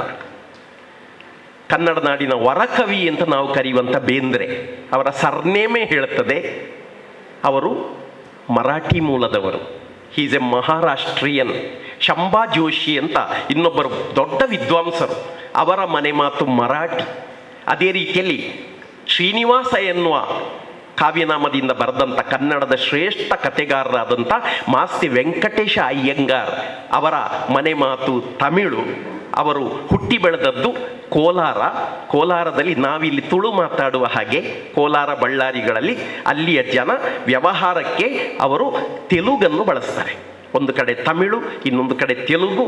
ಕಲ್ತದ್ದು ಇಂಗ್ಲೀಷು. ಕಮಿಷನರ್ ಆಗಿದ್ದರು, ಕುದುರೆ ಸವಾರಿ ಮಾಡಿಕೊಂಡು ಊರೂರು ಸುತ್ತಾಡ್ತಾ ಇದ್ರು. ಅಂಥ ಮಾಸ್ತಿಯವರು ಶುದ್ಧವಾಗಿ ಕನ್ನಡೇತರ ಪರಿಸರದಿಂದ ಬಂದವರು. ಬಸ್ಸುಗಳಲ್ಲಿ ನಾವು ನೋಡ್ತೇವೆ ಮಂಕುತಿಮ್ಮನ ಕಗ್ಗ, ಡಿ ವಿ ಗುಂಡಪ್ಪನವರು, ಅವರ ಮನೆ ಮಾತು ತಮಿಳು. GP ರಾಜರತ್ನಂ, ಎಂಡ ಎಡ್ತಿ ಕನ್ನಡ ಪದಗಳು ಅಂದರೆ ರತ್ನಂ ಪ್ರಾಣ. ಈ GP ರಾಜರತ್ನಂ ಅವರು, ಅವರ ಮನೆ ಮಾತು ತಮಿಳು. ಅದೇ ರೀತಿಯಲ್ಲಿ ನಮ್ಮ ನಾಡು ಕಂಡಂಥ ಬಹಳ ದೊಡ್ಡ ಒಬ್ಬ ಕನಸುಗಾರ ಸರ್ ಎಂ ವಿಶ್ವೇಶ್ವರಯ್ಯನವರ ಮನೆ ಮಾತು ತೆಲುಗು. ಅದೇ ರೀತಿಯಲ್ಲಿ ಒಂದು ಪತ್ರಿಕಾ ರಂಗದಲ್ಲಿ ಸಂಚಲನವನ್ನು ಮಾಡಿದಂತಹ ರವಿ ಬೆಳಗೆರೆ ಇರ್ಬೋದು, ಅವರ ಸೋದರ ಮಾವ ಬೆಳಗೆರೆ ಕೃಷ್ಣಶಾಸ್ತ್ರಿ ಇರ್ಬೋದು, ಕುವೆಂಪು ಅವರ ಗುರುಗಳಾದಂಥ TS ವೆಂಕಣ್ಣಯ್ಯ ಇರ್ಬೋದು, ಐತಿಹಾಸಿಕ ಕಾದಂಬರಿಗಳ ಮೂಲಕ ಕನ್ನಡಿಗರ ಮನವನ್ನು ತಟ್ಟಿದಂಥ ತರಾಸು ಇರ್ಬೋದು, ಇವರೆಲ್ಲರ ಮನೆ ಮಾತು ತೆಲುಗು. ಕೈಯಾರ ಕಿಂಜಣ್ಣ ರೈಗಳ ಮನೆ ಮಾತು ತುಳು, ಕನ್ನಡದಲ್ಲಿ ಅದ್ಭುತ ಹಾಸ್ಯ ಬರಹಗಳನ್ನು ಬರೆದಂಥ ನಾ ಕಸ್ತೂರಿಯವರು, ಅವರು ತಮ್ಮ ಯೌವನದ ದಿನಗಳಲ್ಲಿ ಕನ್ನಡವನ್ನು ಕಲಿತವರು, ಅಪ್ಪಟ ಮಲಯಾಳಿಯಾಗಿದ್ದರು. ಇಂಥ ಒಂದು ಸುದೀರ್ಘವಾದಂಥ ಯಾದಿಯನ್ನು ನಾವಿಲ್ಲಿ ಕೊಡಲಿಕ್ಕೆ ಸಾಧ್ಯ ಇದೆ. ಆಗಲೇ ಹೇಳಿದೆ, ನಮ್ಮಲ್ಲಿ ಸಾರಸ್ವತರ ಕೊಡುಗೆ ಬಹಳ ದೊಡ್ಡದು. ಕೊಂಕಣಿ ಮನೆ ಮಾತಿನ ಗೌಡ ಸಾರಸ್ವತರು, ಮಂಜೇಶ್ವರ ಗೋವಿಂದ ಪೈಗಳು 22 ಭಾಷೆ ಬಲ್ಲವರಾಗಿದ್ದರು, 22 ಲ್ಯಾಂಗ್ವೇಜಸ್. ಎಲ್ಲಿಯವರೆಗೆ ಅಂತ ಹೇಳಿದರೆ, ರವೀಂದ್ರನಾಥ್ ಠಾಗೋರ್ ಅವರ ಗೀತಾಂಜಲಿ ಕಾವ್ಯವನ್ನು ಓದಬೇಕು ಎನ್ನುವ ಕಾರಣಕ್ಕೆ, ಒರಿಜಿನಲ್ ಆದದ್ದು ಓದಬೇಕು ಎನ್ನುವ ಕಾರಣಕ್ಕೆ ಬೆಂಗಾಲಿಯನ್ನು ಕಲಿತವರು. ಹಾಗಾಗಿ ಕನ್ನಡ ಎನ್ನುವಂಥದ್ದು ಬರೀ ನುಡಿ ಅಲ್ಲ. ನನ್ನ ಟಾಪಿಕ್ ಕನ್ನಡ ಎನ್ನುವಂಥದ್ದು ಒಂದು ಸಂಸ್ಕೃತಿ, ಬಹಳ ದೊಡ್ಡ ಸಂಸ್ಕೃತಿ. ಆ ಪದದ ಮೂಲ ಕರ್ನಾಟಕ, ಕರ್ಣೇಶು ಅಟತಿ. ಯಾರ ಕಿವಿಗಳಲ್ಲಿ ಆ ನಾಡಿನ ಮಹಿಮೆ ರಿಂಗಣ ಕುಣಿತದೋ ಆ ನಾಡು, ಅದರ ತದ್ಭವ ಕನ್ನಡ. ಕನ್ನಡ ಎನ್ನುವಂಥದ್ದು ನಾಡೂ ಹೌದು. ನಾವು ಹೀಗೆ ಮಾತಾಡುವ ಹೊತ್ತಿಗೆ ಕನ್ನಡ ನಾಡು ಅಂತ ಮಾತಾಡ್ತೇವೆ ಅಲ್ವಾ? ಹಾಗಾಗಿ ಅದು ನಾಡಿನ ಒಂದು, ಹಿಂದೆ ಕವಿರಾಜ ಮಾರ್ಗ ಎನ್ನುವಂಥ ಒಂದು ಗ್ರಂಥದಲ್ಲಿ ಬರ್ತದೆ, ಕಾವೇರಿಯಿಂದ ಆ ಗೋದಾವರಿವರ ಮಿರ್ದನಾಡು. ಕಾವೇರಿ ನಮಗೆ ಗೊತ್ತಿದೆ, ಗೋದಾವರಿ ಎನ್ನುವುದು ಆಂಧ್ರದಲ್ಲಿ ಬರುವಂಥದ್ದು. ಕನ್ನಡದ ವ್ಯಾಪ್ತಿ ಎಷ್ಟು ವಿಶಾಲವಾದದ್ದು ಎಂದರೆ, ಕರ್ನಾಟಕದ ದೊರೆಗಳು ಅವರು ಬೆಂಗಾಲದವರೆಗೆ ಅವರ ಸಾಮ್ರಾಜ್ಯವನ್ನು ವಿಸ್ತರಿಸಿದರು. ಅಲ್ಲಿ ಸೇನ್ ಅಂತ ಒಂದು ಸರ್ನೇಮ್ ಬರ್ತದೆ, SEN. ನಮ್ಮಲ್ಲೂ ಸೇನರು ಸಿಗ್ತಾರೆ. ಮಹಾರಾಷ್ಟ್ರದಲ್ಲಿ ಬಾಂಬೆಯಲ್ಲಿ ಗೇಟ್ವೇ ಆಫ್ ಇಂಡಿಯಾದ ಹೆಸರು ತಾವು ಕೇಳಿರ್ಬೋದು. ಅಲ್ಲಿಂದ ನೀವು ಬೋಟಲ್ಲಿ ಹೋದರೆ ಅಲ್ಲಿ ಎಲಿಫೆಂಟ ಕೇವ್ಸ್ ಅಂತ ಸಿಗ್ತದೆ. ಆ ಪ್ರದೇಶದಲ್ಲಿ ಎಲ್ಲ ನಮ್ಮ ಕನ್ನಡದ ದೊರೆಗಳು, ಚಾಲುಕ್ಯರ ಆಳ್ವಿಕೆಯ ಕುರುಹುಗಳು, ಗತವೈಭವ ಸಿಗ್ತದೆ. ಮಹಾರಾಷ್ಟ್ರದಲ್ಲಿ ಎಷ್ಟೋ ಶಿಲಾಶಾಸನಗಳಿವೆ. ಆ ಶಿಲಾಶಾಸನಗಳೆಲ್ಲ ಆ ಕಾಲದಲ್ಲಿ ಕನ್ನಡ ದೊರೆಗಳದ್ದು. ತಮಿಳುನಾಡಿನಲ್ಲಿ 1 ಕೋಟಿಯಷ್ಟು ಕನ್ನಡಿಗರಿದ್ದಾರಂತೆ. ನನಗೆ ಒಂದು ಜಿಜ್ಞಾಸೆ ಇದೆ, ಅಥವಾ ಒಂದು ಆಸೆ ಇದೆ, ಯಾವತ್ತಾದರೂ ತಮಿಳುನಾಡಿಗೆ ಹೋಗಿ ಆ ಕನ್ನಡವನ್ನು ಒಮ್ಮೆ ಕೇಳಿಸಿಕೊಳ್ಬೇಕು. ಯಾಕೆಂದರೆ ಅದು ನಮ್ಮ ಈ ಕನ್ನಡ ಅಲ್ಲ, ಅದು ಮಿಕ್ಸ್ ಆಗಲಿಲ್ಲ ಯಾವುದರ ಜೊತೆಗೆ. ಅದು ಆ ಕಾಲದ ಕನ್ನಡ. ಮನೆಯಲ್ಲಿ ಮಾತ್ರ ಅವರು ಕನ್ನಡ ಮಾತಾಡ್ತಾರೆ. ಎಷ್ಟೋ ಜನ ಅವರು ಕರ್ನಾಟಕಕ್ಕೆ ಬಂದವರೇ ಅಲ್ಲ. ಪೆರಿಯ ರಾಮಸ್ವಾಮಿ ನಾಯ್ಕರಂತ ಒಬ್ಬರು ದೊಡ್ಡ ಕ್ರಾಂತಿಕಾರಿಗಳು, ಅವರಿಂದ ಸ್ಫೂರ್ತವಾಗಿ ತಮಿಳುನಾಡಿನಲ್ಲಿ ಈ DMK ಎನ್ನುವ ಪಕ್ಷ ಹುಟ್ಟಿಕೊಂಡದ್ದು. ಪೆರಿಯಾರ್ ಅವರ ಮನೆ ಮಾತು ಕನ್ನಡ. ಅದೇ ರೀತಿಯಲ್ಲಿ ಇನ್ನೊಂದು ಕಡೆ ನಮ್ಮಲ್ಲಿ ಅನೇಕ ಯುವ ಜನತೆಯನ್ನು ಕುಣಿಸುವಂತಹ ಒಬ್ಬ ಅತ್ಯದ್ಭುತ ನರ್ತಕ ಪ್ರಭುದೇವ್ ಅಂತ ಕೇಳಿದ್ದೀರಿ. ಪ್ರಭುದೇವ್, ಲೈಲಾ ಲೈಲಾ ಅಲ್ವಾ? ಓ ಲೈಲಾ. ಆ ಪ್ರಭುದೇವ್ ಅವರ ಮನೆ ಮಾತು ಕನ್ನಡ. ಕನ್ನಡದ ಅನೇಕ ಸಿನಿಮಾ ಇಂಡಸ್ಟ್ರಿಗಳು, ಸ್ಟುಡಿಯೋಗಳು ಒಂದು ಕಾಲದಲ್ಲಿ ಇದ್ದದ್ದು ತಮಿಳುನಾಡಿನಲ್ಲಿ. ಅದೇ ರೀತಿಯಲ್ಲಿ ಕನ್ನಡದ ನಟರು ರಾಜ್ಕುಮಾರ್, ವಿಷ್ಣುವರ್ಧನ್, ದ್ವಾರಕೀಶ್ ಇವರೆಲ್ಲ ಒಂದು ಕಾಲದಲ್ಲಿ ಇದ್ದದ್ದು ತಮಿಳುನಾಡಿನಲ್ಲಿ. ರಾಜ್ಕುಮಾರ್ ಅವರ ಮೊದಲ ಆ ಮಕ್ಕಳ ಶಿವರಾಜ್ಕುಮಾರ್ ಇತ್ಯಾದಿ ಅವರೆಲ್ಲ ಹುಟ್ಟಿ ಬೆಳೆದು ಕಾಲೇಜು ಓದಿದ್ದು ತಮಿಳುನಾಡಿನಲ್ಲಿ. ನಮ್ಮಲ್ಲಿ ಪ್ರಜಾಮತ ಎನ್ನುವಂಥ ಪತ್ರಿಕೆ ಬರ್ತಿತ್ತು, ಬಹಳ ದೊಡ್ಡ ಗಾತ್ರದಲ್ಲಿ ದೊಡ್ಡ ಪತ್ರಿಕೆ ಪ್ರಜಾಮತ ಎನ್ನುವಂಥದ್ದು. ಮಕ್ಕಳಿಗೆ ಹುಚ್ಚು ಹಿಡಿಸ್ತಾ ಇದ್ದಂಥ ಚಂದಮಾಮ, ಬಾಲಮಿತ್ರ ಮೊದಲಾದ ಪತ್ರಿಕೆ ಎಲ್ಲ ಅಲ್ಲಿ ಇತ್ತು. ಅಂದರೆ ನಾನು ಏನು ಹೇಳಲಿಕ್ಕೆ ಬಯಸ್ತೇನೆ ಅಂದರೆ, ಕನ್ನಡವನ್ನು ಕೇವಲ ಚೌಕಟ್ಟಲ್ಲಿ ನೋಡಬೇಡಿ. ಕೇವಲ ಚೌಕಟ್ಟಲ್ಲಿ ನೋಡುವುದರಿಂದ ಏನು ಪ್ರಯೋಜನ ಇಲ್ಲ. ಇವತ್ತು ಭಾಷಾವಾರು ಪ್ರಾಂತ್ಯ 1956ರ ಸುಮಾರಿಗೆ ನಮ್ಮ ಹೆಮ್ಮೆಯ ಕಾಸರಗೋಡು, ಯಕ್ಷಗಾನದ ನೆಲವೀಡಾದಂಥ ಕಾಸರಗೋಡು ಕೇರಳಕ್ಕೆ ಸಂದು ಹೋಯಿತು. ಮಹಾರಾಷ್ಟ್ರದ ಒಂದಷ್ಟು ಭಾಗ ಅದು ನಮಗೆ ಬಂತು. ಆದರೆ ಇದಲ್ಲದ ಒಂದು ಕಾಲಕ್ಕೆ ಕನ್ನಡ ಹೇಗಿತ್ತು? ಅನೇಕರು ಹೇಳ್ತಾರೆ ಕನ್ನಡ ಸಾಯುತ್ತಿರುವ ಭಾಷೆ ಅಂತ. ಇದನ್ನು ನಾನು ಪೂರ್ತಿ ಅಲ್ಲಗಳಿಲಿಕ್ಕೆ ಹೋಗುವುದಿಲ್ಲ, ಬೇರೆ ಬೇರೆ ಕಾರಣಗಳಿಂದಾಗಿ. ಆದರೆ ನಾನು ಗಮನಿಸಿದ್ದು ಹಾಸನದಲ್ಲಿ, ಅಲ್ಲಿ ಒಂದಷ್ಟು ಜನ ತಮಿಳುನಾಡಿಂದ ವಲಸೆ ಬಂದಂಥ ಸಮುದಾಯಗಳಿವೆ. ಗೊರೂರು ಅಂತ ಒಂದು ಊರಿದೆ. ಗೊರೂರು ರಾಮಸ್ವಾಮಿ ಅಯ್ಯಂಗಾರ್ ಬಹಳ ದೊಡ್ಡ ಗಾಂಧಿವಾದಿಗಳು, ಬಹಳ ದೊಡ್ಡ ಲೇಖಕರು ಕನ್ನಡದ.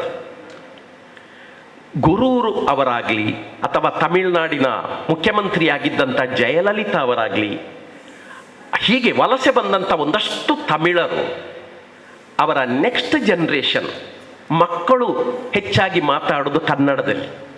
ಸಕಲೇಶ್ಪುರದಿಂದ ಹಾಸನದವರೆಗೂ ಒಂದು ಜನಾಂಗ ಇದೆ ಮನೆಯಲ್ಲಿ ತೆಲುಗು ಮಾತಾಡುವಂಥ ಕೋಮಟಿ ಶೆಟ್ಟಿ ಜನಾಂಗ. ಅಲ್ಲಿ ಎಲ್ಲರನ್ನು ಶೆಟ್ಟಿ ಅಂತಲೇ ಕರೆಯೋದು.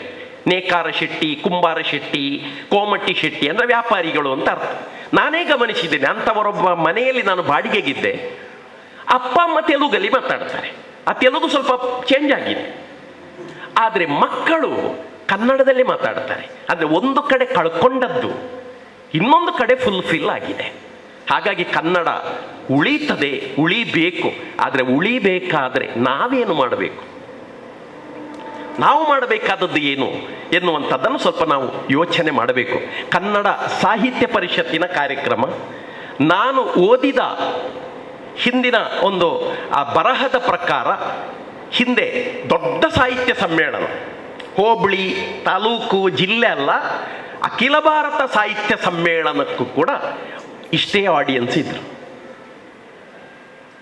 ಅಲ್ಲಿ ಶಾಲಾ ಕಾಲೇಜುಗಳ ವಿದ್ಯಾರ್ಥಿಗಳನ್ನು ಸೇರಿಸುವುದು ಅಥವಾ ಈ ಥರದ ಸಂಘಟನೆಯ ಒಂದು ಚಾತುರ್ಯ ಅದು ಇದೇನೂ ಇಲ್ಲದೆ ಶುದ್ಧವಾಗಿ ಕನ್ನಡ ಪ್ರೇಮವೇ ಮಾನದಂಡವಾಗಿ ಕನ್ನಡವನ್ನು ಗಂಭೀರವಾಗಿ ತೆಗೆದುಕೊಂಡು ಅಧ್ಯಯನ ಮಾಡುವವರು, ಓದುವವರು, ಪ್ರೀತಿಸುವವರು ಒಂದು 200 ಜನ, ಒಂದು ಕ್ರಿಯೇಟಿವ್ ಮೈನಾರಿಟಿ ಅಂತ ಕರೆಯುವಂಥದ್ದು. ಅಲ್ಲಿ ಸಂಖ್ಯೆಗಿಂತಲೂ ಗುಣಮಟ್ಟಕ್ಕೆ ಪ್ರಾಶಸ್ತ್ಯ ಸಿಗ್ತಾ ಇತ್ತು.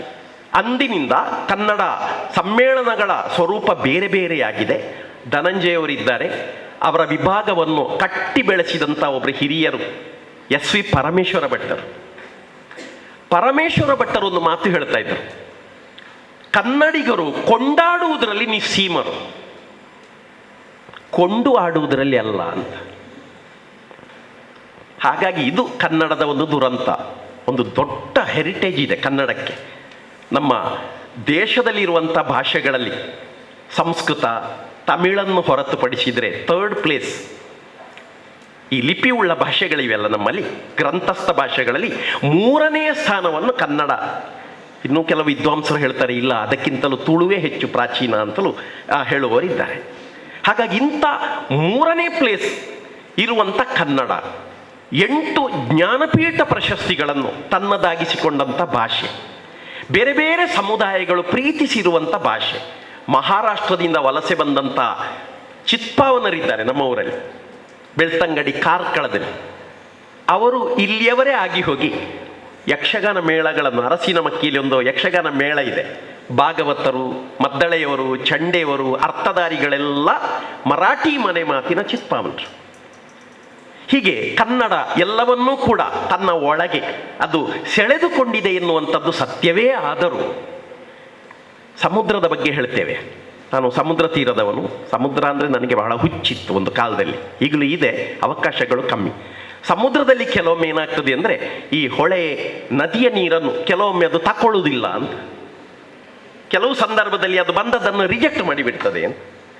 ಹಾಗೆ ಬಹುಶಃ ಕನ್ನಡ ಹೀಗೆ ಹೆಚ್ಚು ಹೆಚ್ಚು ವಿಸ್ತರಿಸಲ್ಪಟ್ಟದ್ದರಿಂದಲೋ ಏನೋ ಇವತ್ತಿನ ತಲೆಮಾರನ್ನು ನೋಡುವಾಗ ಅದಕ್ಕೆ ಬೇರೆ ಬೇರೆ ಕಾರಣಗಳಿವೆ.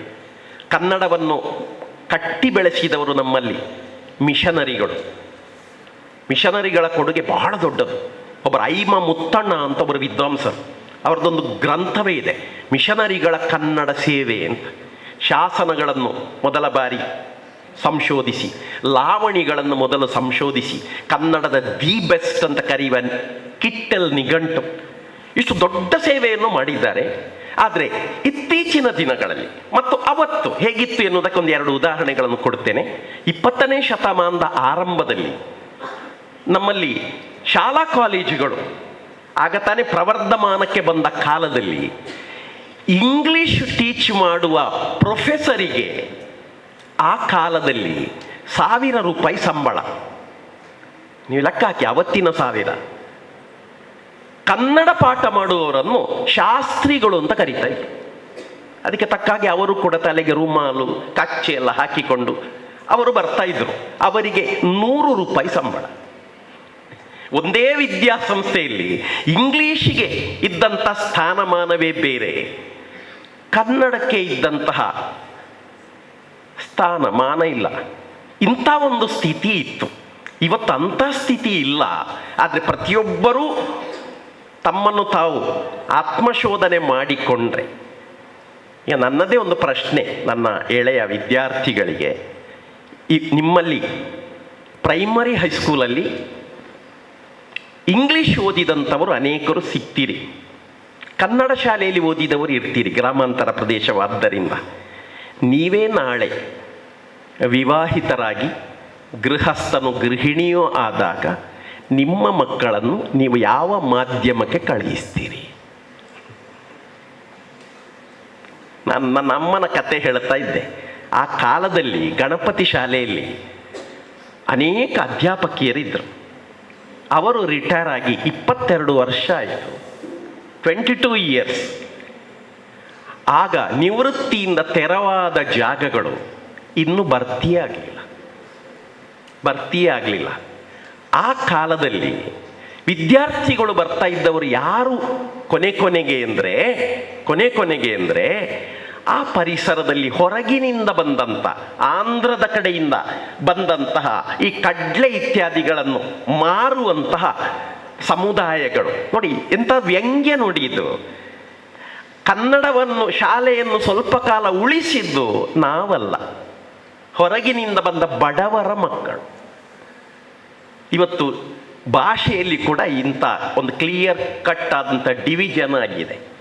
ಶ್ರೀಮಂತರು, ಅನುಕೂಲಸ್ಥರ ಮಕ್ಕಳು ಕಾನ್ವೆಂಟಿಗೆ ಹೋಗ್ತಾರೆ, ಅವರಿಗಾಗಿಯೇ ಬಸ್ ತಯಾರಾಗಿರ್ತದೆ ಅಲ್ವಾ. ಬಡವರ ಮಕ್ಕಳು ಅನಿವಾರ್ಯವಾಗಿ, ಉಡುಪಿಯಲ್ಲಿ ಹಾಗೆ ಆಯಿತು, ಎಲ್ಲ ಶಾಲೆಗಳಲ್ಲಿ ಯಕ್ಷಗಾನ ಕಲಿಸಬೇಕು ಅಂತ. ಯಕ್ಷಗಾನಕ್ಕೆ ಸ್ಟೂಡೆಂಟ್ಸ್ ಯಾರು ಗೊತ್ತಾ? ಉತ್ತರ ಕರ್ನಾಟಕದಿಂದ ವಲಸೆ ಬಂದಂಥ ಕೂಲಿ ಕಾರ್ಮಿಕರೆಲ್ಲ ಇದ್ದಾರಲ್ಲ ಇಲ್ಲಿ, ಅವರ ಮಕ್ಕಳು ಯಕ್ಷಗಾನ ಕಲಿಯೋದು. ನಮಗೆ ಬೇಡ ಅದು.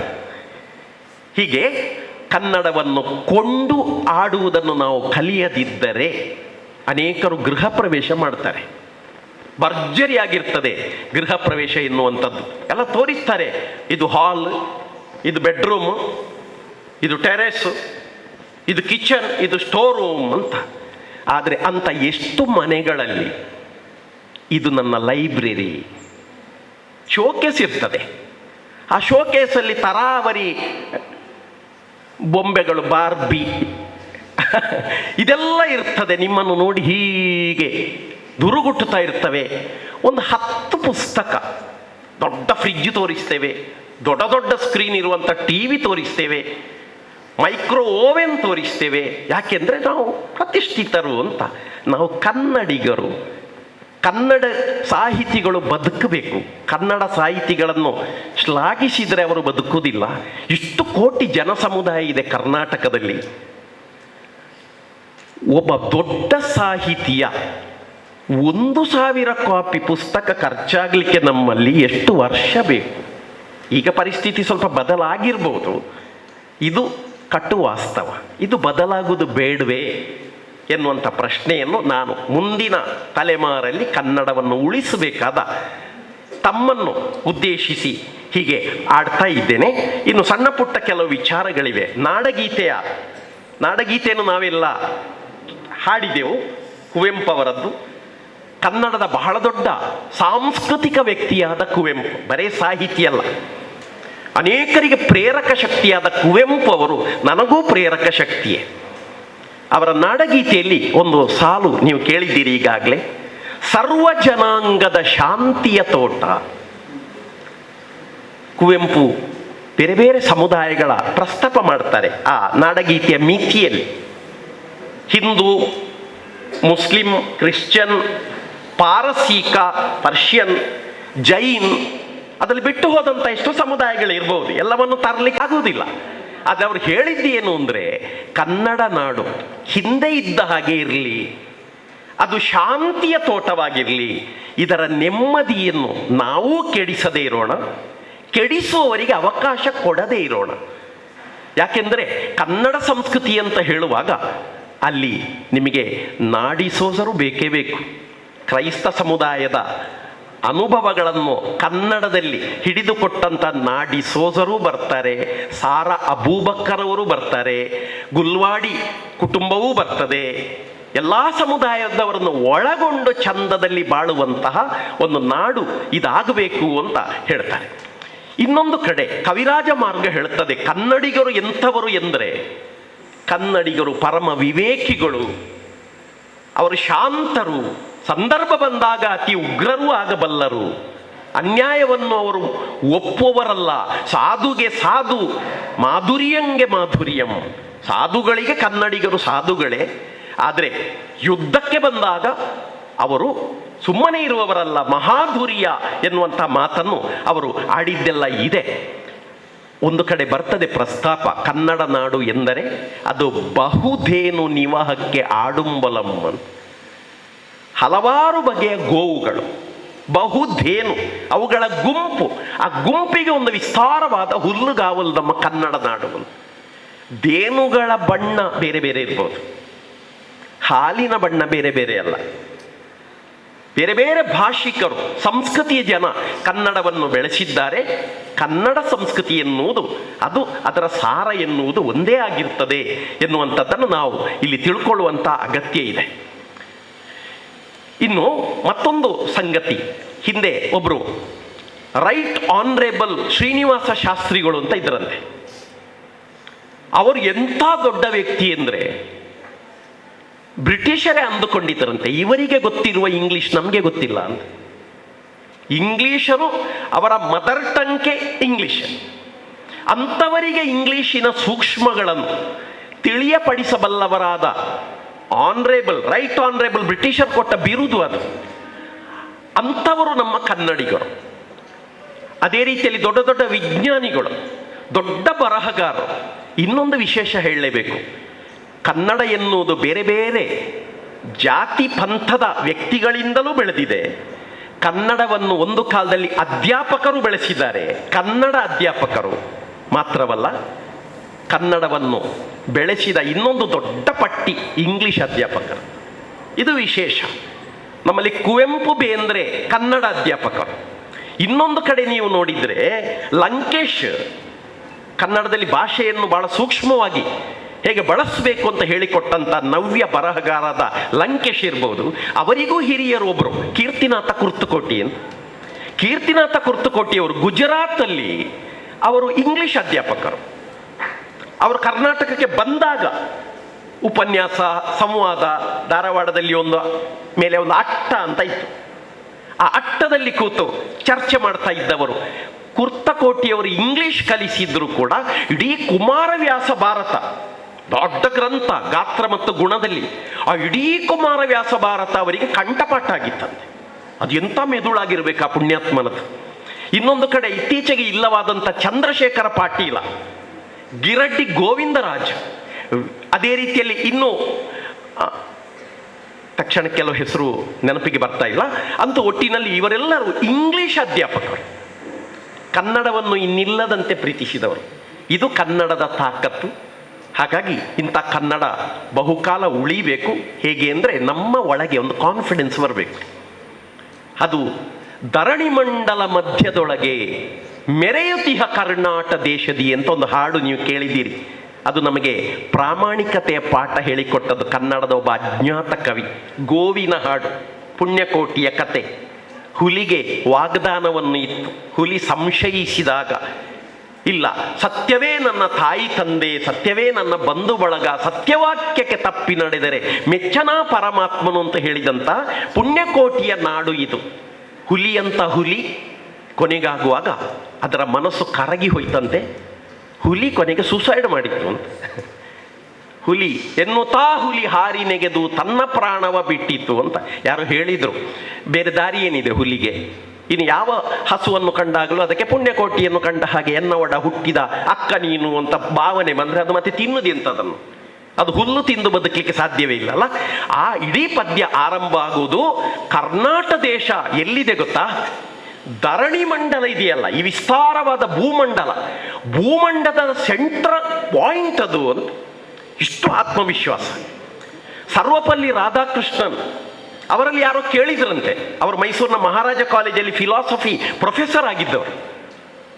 ಸರ್, ಎಲ್ಲರೂ ಇಂಗ್ಲೆಂಡಿಗೆ ಹೋಗ್ತಾ ಇದ್ದಾರೆ, ನೀವು ಹೋಗುದಿಲ್ವಾ ಅಂತ. ಎಲ್ಲರೂ ಕಲೀಲಿಕ್ಕೆ ಹೋಗುದು, ಸ್ಕಾಲರ್ಶಿಪ್ ಸಿಗ್ತಾ ಇತ್ತು. ಅದಕ್ಕೆ ಅವರು ಉತ್ತರಿಸಿದ್ರು, yes we will go there, but we will go there to teach. ಎಂಥ ಆತ್ಮವಿಶ್ವಾಸ ಇದು!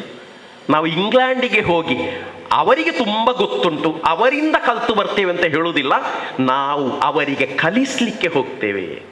ಅದೇ ರಾಧಾಕೃಷ್ಣನ್ ಮುಂದೆ ರಾಷ್ಟ್ರಪತಿಯಾದಾಗ ಮೈಸೂರಿನ ವಿದ್ಯಾರ್ಥಿಗಳು ಜಗತ್ತಿನ ಯಾವ ಟೀಚರಿಗೂ ಸಿಗದಂಥ ಒಂದು ಫೇರ್ವೆಲ್ ಕೊಟ್ಟು ಇಡೀ ಒಂದು ಟ್ರೈನಿನ ಕಂಪಾರ್ಟ್ಮೆಂಟನ್ನು ಒತ್ತಾಯ ತಂದು ತಮ್ಮ ವಶಕ್ಕೆ ತಕ್ಕೊಂಡ್ರು. ಆ ಇಡೀ ಕಂಪಾರ್ಟ್ಮೆಂಟನ್ನು ಅಲಂಕರಿಸಿ ಅವರಿಗೆ ರಾಜ ಮರ್ಯಾದೆ ಕೊಟ್ಟು, ಅಂಥವರನ್ನು ಮತ್ತೆ ಅವರ ಓಲ್ಡ್ ಸ್ಟೂಡೆಂಟ್ಸ್ ಡೆಲ್ಲಿಯಲ್ಲಿ ಭೇಟಿಯಾದಾಗ ಅವರು ಏನು ಹೇಳಿದರು ಗೊತ್ತಾ? ನಾನು ರಾಜಕಾರಣಿಗಳ ಮಧ್ಯೆಲ್ಲ ಇದ್ದೇನೆ, ಆದರೆ ನನಗೆ ಇವತ್ತಿಗೂ ನೆನಪಾಗುವುದು ನಿಮ್ಮ ಮೈಸೂರಿನ ಆ ವಾತಾವರಣ, ಸಾಂಸ್ಕೃತಿಕ ನಗರಿಯ ವಾತಾವರಣ, ಅಲ್ಲಿ ಕನ್ನಡವನ್ನು ಕಟ್ಟಿ ಬೆಳೆಸಿದ ಆ ಮಹಾನುಭಾವರು ಜಿ ಹನುಮಂತರಾವ್ ಮೊದಲಾದವರು, ಅವರು ಹೇಗಿದ್ದಾರೆ ಅಂತ ಕೇಳ್ತಾರೆ. ಆ ಅಧಿಕಾರ ಬಂದಾಗ ಅವರು ಮೈ ಮರೆಯುವುದಿಲ್ಲ, ಕನ್ನಡ ಪ್ರಜ್ಞೆಯನ್ನು ಅವರು ಉಳಿಸಿಕೊಂಡಿದ್ದಾರೆ. ಇವತ್ತಿಗೂ ಅಮೇರಿಕದಲ್ಲಿ, ಇಂಗ್ಲೆಂಡಲ್ಲಿ, ನಮ್ಮ ಕೊಲ್ಲಿ ರಾಷ್ಟ್ರಗಳಲ್ಲಿ ಎಲ್ಲ ಕನ್ನಡ ತುಳು ಸಂಘ ಸಂಸ್ಥೆಗಳೆಲ್ಲ ಇದೆ. ಅವರ ಮಿತಿಯಲ್ಲಿ ಎಲ್ಲವನ್ನೂ ಮಾಡಲಿಕ್ಕೆ ಆಗದಿದ್ದರೂ ಕನ್ನಡ ಪುಸ್ತಕಗಳನ್ನು ತರಿಸ್ತಾರೆ, ಓದ್ತಾರೆ. ಅಕ್ಕ ಮೊದಲಾದಂಥ ಕನ್ನಡ ಕೂಟಗಳಿಗೆ ಅವರು ಕೈಯಿಂದ ದುಡ್ಡು ಹಾಕಿ ಇಲ್ಲಿಯ ಬರಹಗಾರರನ್ನು ಕರೆಸ್ತಾರೆ, ಮನ್ನಣೆಯನ್ನು ನೀಡುತ್ತಾರೆ. ಹಾಗಾಗಿ ಈ ಧರಣಿ ಮಂಡಲದ ಮಧ್ಯದಲ್ಲಿ ನಾವಿದ್ದೇವೆ. ನಮ್ಮ ಅನೇಕ ಸಾಹಿತಿಗಳು ಇಂಗ್ಲಿಷ್ ತುಂಬ ಚೆನ್ನಾಗಿ ಬಲ್ಲವರಾಗಿದ್ದರು. ಕುವೆಂಪು ಅವರು ಇಂಗ್ಲೀಷಲ್ಲೇ ಕವನ ಬರೀತಾ ಇದ್ದವರು. ಇಲ್ಲಿಯಾದರೂ ಅವರ ತಮ್ಮ ಮಲೆಗಳಲ್ಲಿ ಮಧುಮಗಳು, ಕಾನೂರು ಹೆಗ್ಗಡತಿ ಮೊದಲಾದದ್ದನ್ನು ಇಂಗ್ಲೀಷಲ್ಲೇ ಬರೀತಿದ್ರೆ ಬಹುಶಃ ಆಗ ಅವರಿಗೆ ನೋಬೆಲ್ ಸಿಗ್ತಿತ್ತು. ಬೇಂದ್ರೆಯವರು ತಮ್ಮ ಕವನಗಳನ್ನು ಇಂಗ್ಲೀಷಲ್ಲಿ ಬರೀತಿದ್ರೆ ಖಂಡಿತವಾಗಿ ಅವರಿಗೆ ದೊಡ್ಡ ಪ್ರಶಸ್ತಿಗಳು ಸಿಗ್ತಿದ್ದವು. ಆದರೆ ಅವರಿಗೆಲ್ಲ ದೊಡ್ಡ ಸಂಗತಿ ಆಗಲೇ ಇಲ್ಲ. ನಾನು ನನ್ನ ನುಡಿಯನ್ನು ಬೆಳೆಸಬೇಕು, ಅದರಲ್ಲಿ ನಾನೂ ಬೆಳಿಬೇಕೆನ್ನುವಂಥ ಒಂದು ಹಂಬಲದಿಂದ ಅವರೆಲ್ಲರೂ ಬರೆದರು. ನೋಡಿ, ಕನ್ನಡದ ಒಂದೊಂದು ಪದ ಕೂಡ ಎಷ್ಟು ಸಾಂಸ್ಕೃತಿಕವಾದ ಅರ್ಥವುಳ್ಳದ್ದು ಎನ್ನುವುದನ್ನು ಗಮನಿಸಿ. ನಮ್ಮಲ್ಲಿ ಒಂದು ಪದ ಇದೆ, ಮಣ್ಣು ಅಂತ. ಆ ಮಣ್ಣು ಎನ್ನುವ ಪದವು ಕೂಡ ಹೇಗೆ ಬೇರೆ ಬೇರೆ ರೀತಿಯಲ್ಲಿ ಬಳಕೆಯಾಗಿದೆ ನೋಡಿ. ಮಣ್ಣು ಕೊಡುವುದು ಅಂದರೆ ಸತ್ತ ವ್ಯಕ್ತಿಯನ್ನು ಸಮಾಧಿ ಮಾಡುವುದಕ್ಕೆ ಮೊದಲು ದೇಹದ ಮೇಲೆ ಮಣ್ಣು ಹಾಕುವುದು. ಮಣ್ಣುಗ ಇದೊಂದು ಹಳೆಯ ಪದ. ಮಣ್ಣುಗ ಅಂದರೆ ಬೇಸಾಯದ ಭೂಮಿಯನ್ನು ಹೊಂದಿದವನು. ಇವತ್ತು ನಾವು ಅದನ್ನು ಕೃಷಿಕ ಅಂತ ಕರೆದು ಬಿಡ್ತೇವೆ. ಕೃಷಿ ಎನ್ನುವುದು ಸಂಸ್ಕೃತ ಪದ. ಮಣ್ಣುಗ ಎನ್ನುವ ಪದ ನಮ್ಮಲ್ಲಿತ್ತು. ವ್ಯವಸಾಯ, ಬೇಸಾಯ ಅಂತ ಮಾತಾಡ್ತೇವೆ.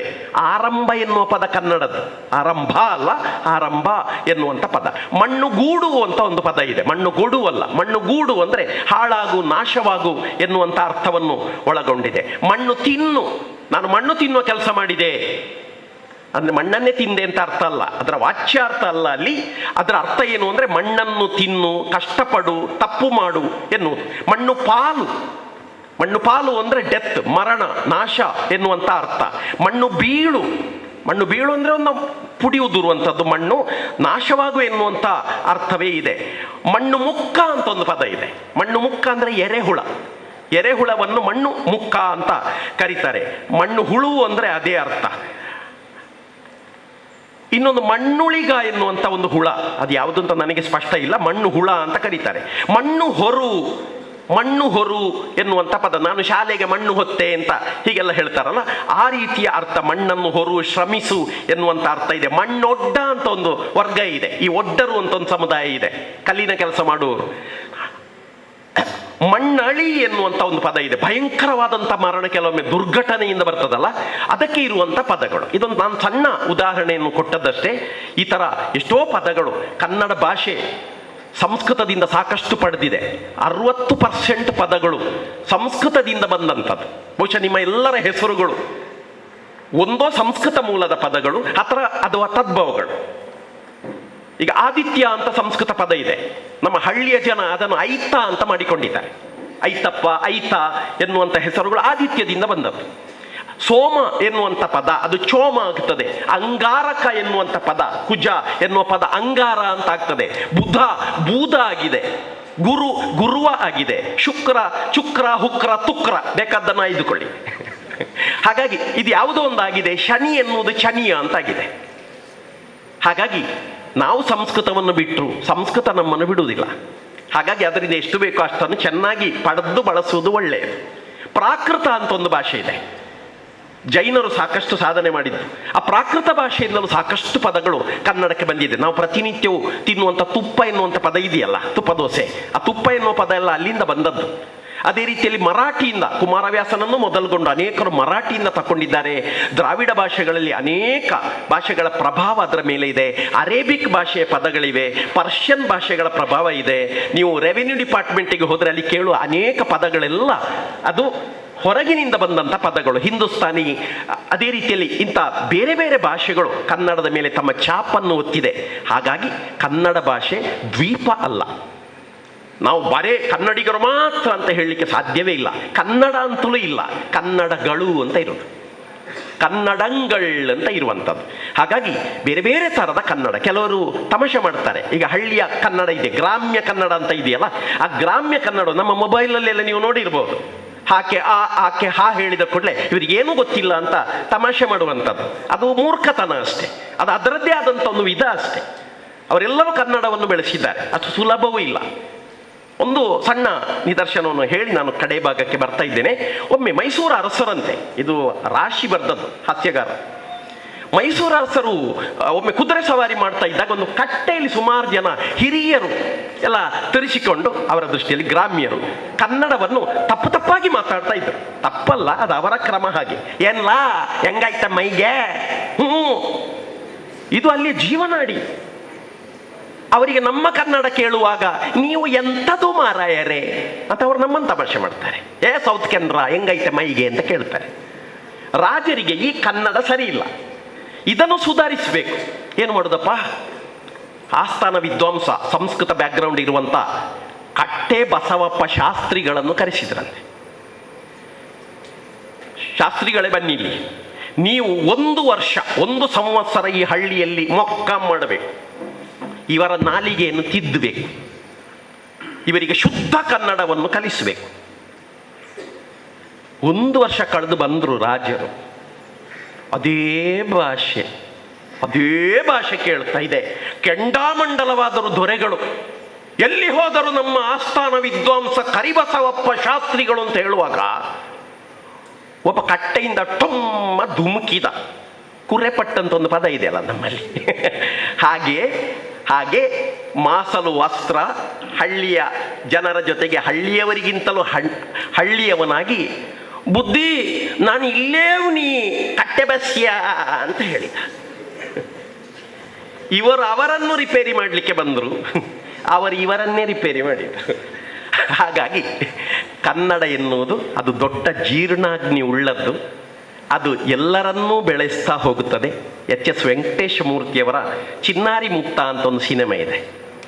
ಕಣ್ಣು ಮೂಗು ಕಾಣದ ಹಾಗೆ ಕೆಲವು ಆಂಟಿಗಳ ಮೇಕಪ್ ಅಂತ ಬರೀತಾರೆ ತಮಾಷೆಗೆ.